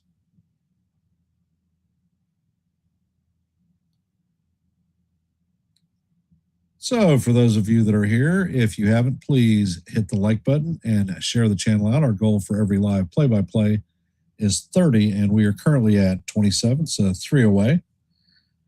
And if you haven't seen it, we have an active poll.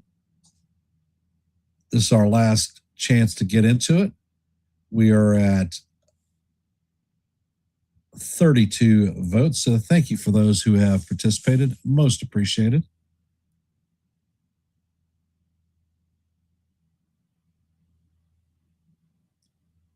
And here on Yankees The Ugly Truth, we are at 785 subscribers, 5 away from our next goal milestone of 790.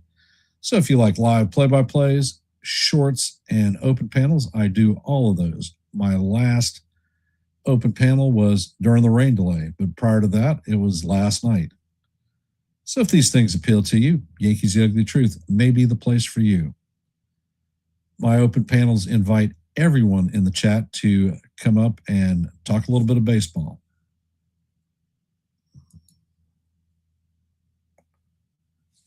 And it is official. David Bednar has replaced Fernando Cruz.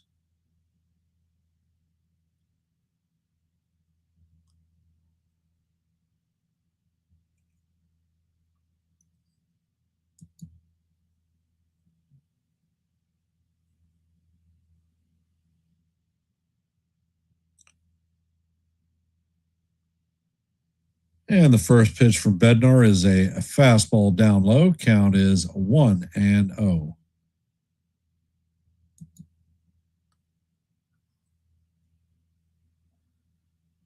Caratini is 1 for 3 on the night with a RBI. Next pitch is on the way, and the curveball is down low. Count is 2-0.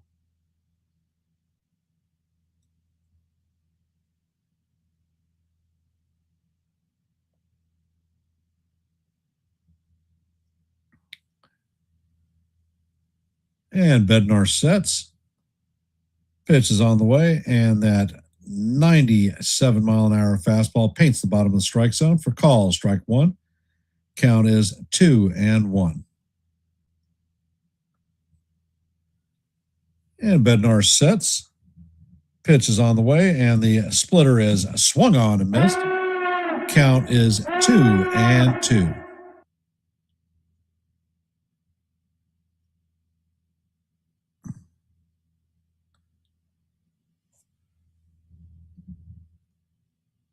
And Bednar sets, fires, and the splitter is swung on and missed for strike three.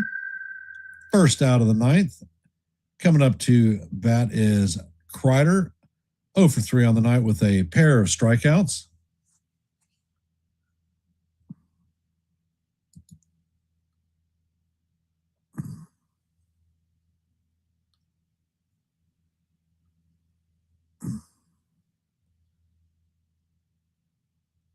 And the pitch is on the way. The fastball is just off the plate.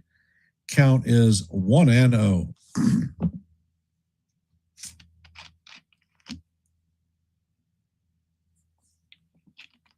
Wells is going to challenge this one.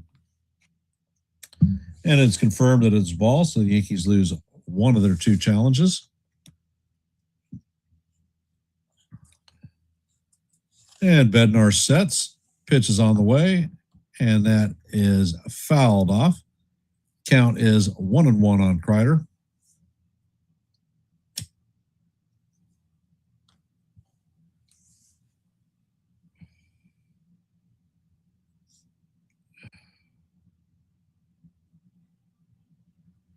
And Bednar sets.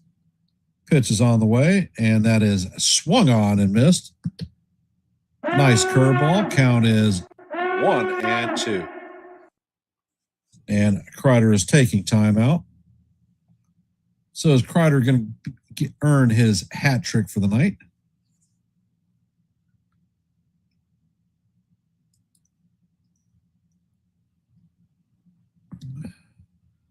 Pitch is on the way, and that is fouled straight back. Count remains 1-2.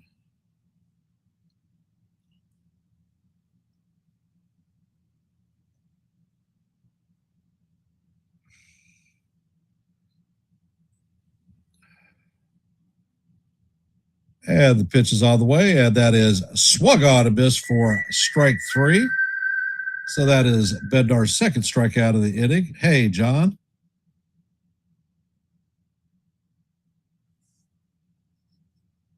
So they are down to their last out. Tristan Gray is coming up to bat.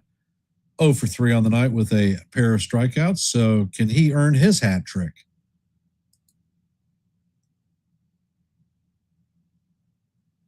First pitch is on the way, and the curveball is swung on and missed. Count is 0-1.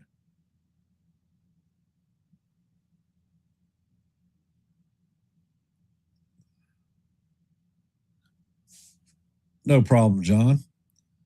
Bednar sets and fires. The curveball is inside. Count is 1-1. Bednar sets and he fires, and the splitter is way off the plate. Count is 2-1.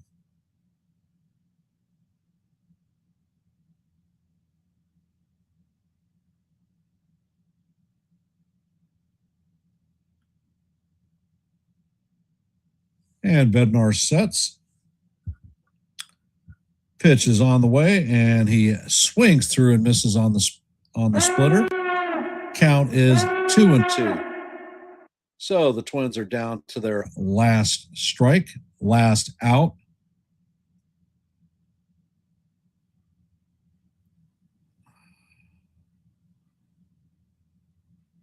And Bednar sets. Pitch is on the way, and the fastball is just fouled off. Count remains 2-2.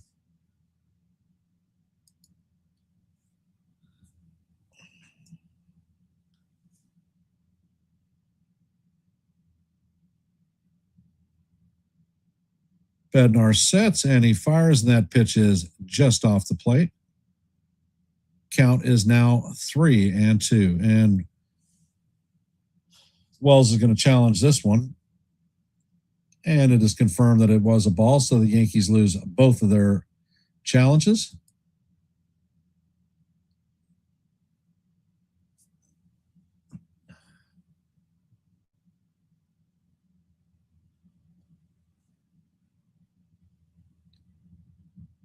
And the pitch is all the way, and it is going to paint the outside corner for a call. Strike 3.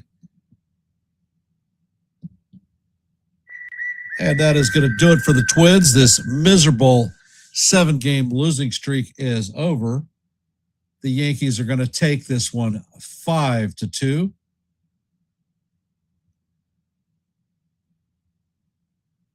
So they're actually playing New York, New York. So thank God. For those of you that are here, if you haven't, please hit the like button. We are at 29, one short of our goal of 30 for every live play-by-play. And I'm going to end the active poll. We had 34 votes. Will the return of McMahon and Grisham help stop the bleeding and end this losing streak? 68% said yes, without a doubt. 26% said I have no clue. And 6% said no, the bats will be asleep. Congratulations to the 70% who had faith in the Yankees. And the numbers for tonight, Yankees had 5 runs on 6 hits, no errors. Twins had 2 runs on 6 hits, no errors. Yankees take the game 5-2. Garrett Cole is going to get the win, and Paredes is going to take the loss. David Bednar is going to get his 17th save of the game. I want to thank everybody who has hung with us in this long, miserable losing streak and in this stream. Thank you very much for supporting the channel. And I'm going to end in my traditional fashion with Let's Go Yankees, and we'll see you in the funny papers. Have a great night.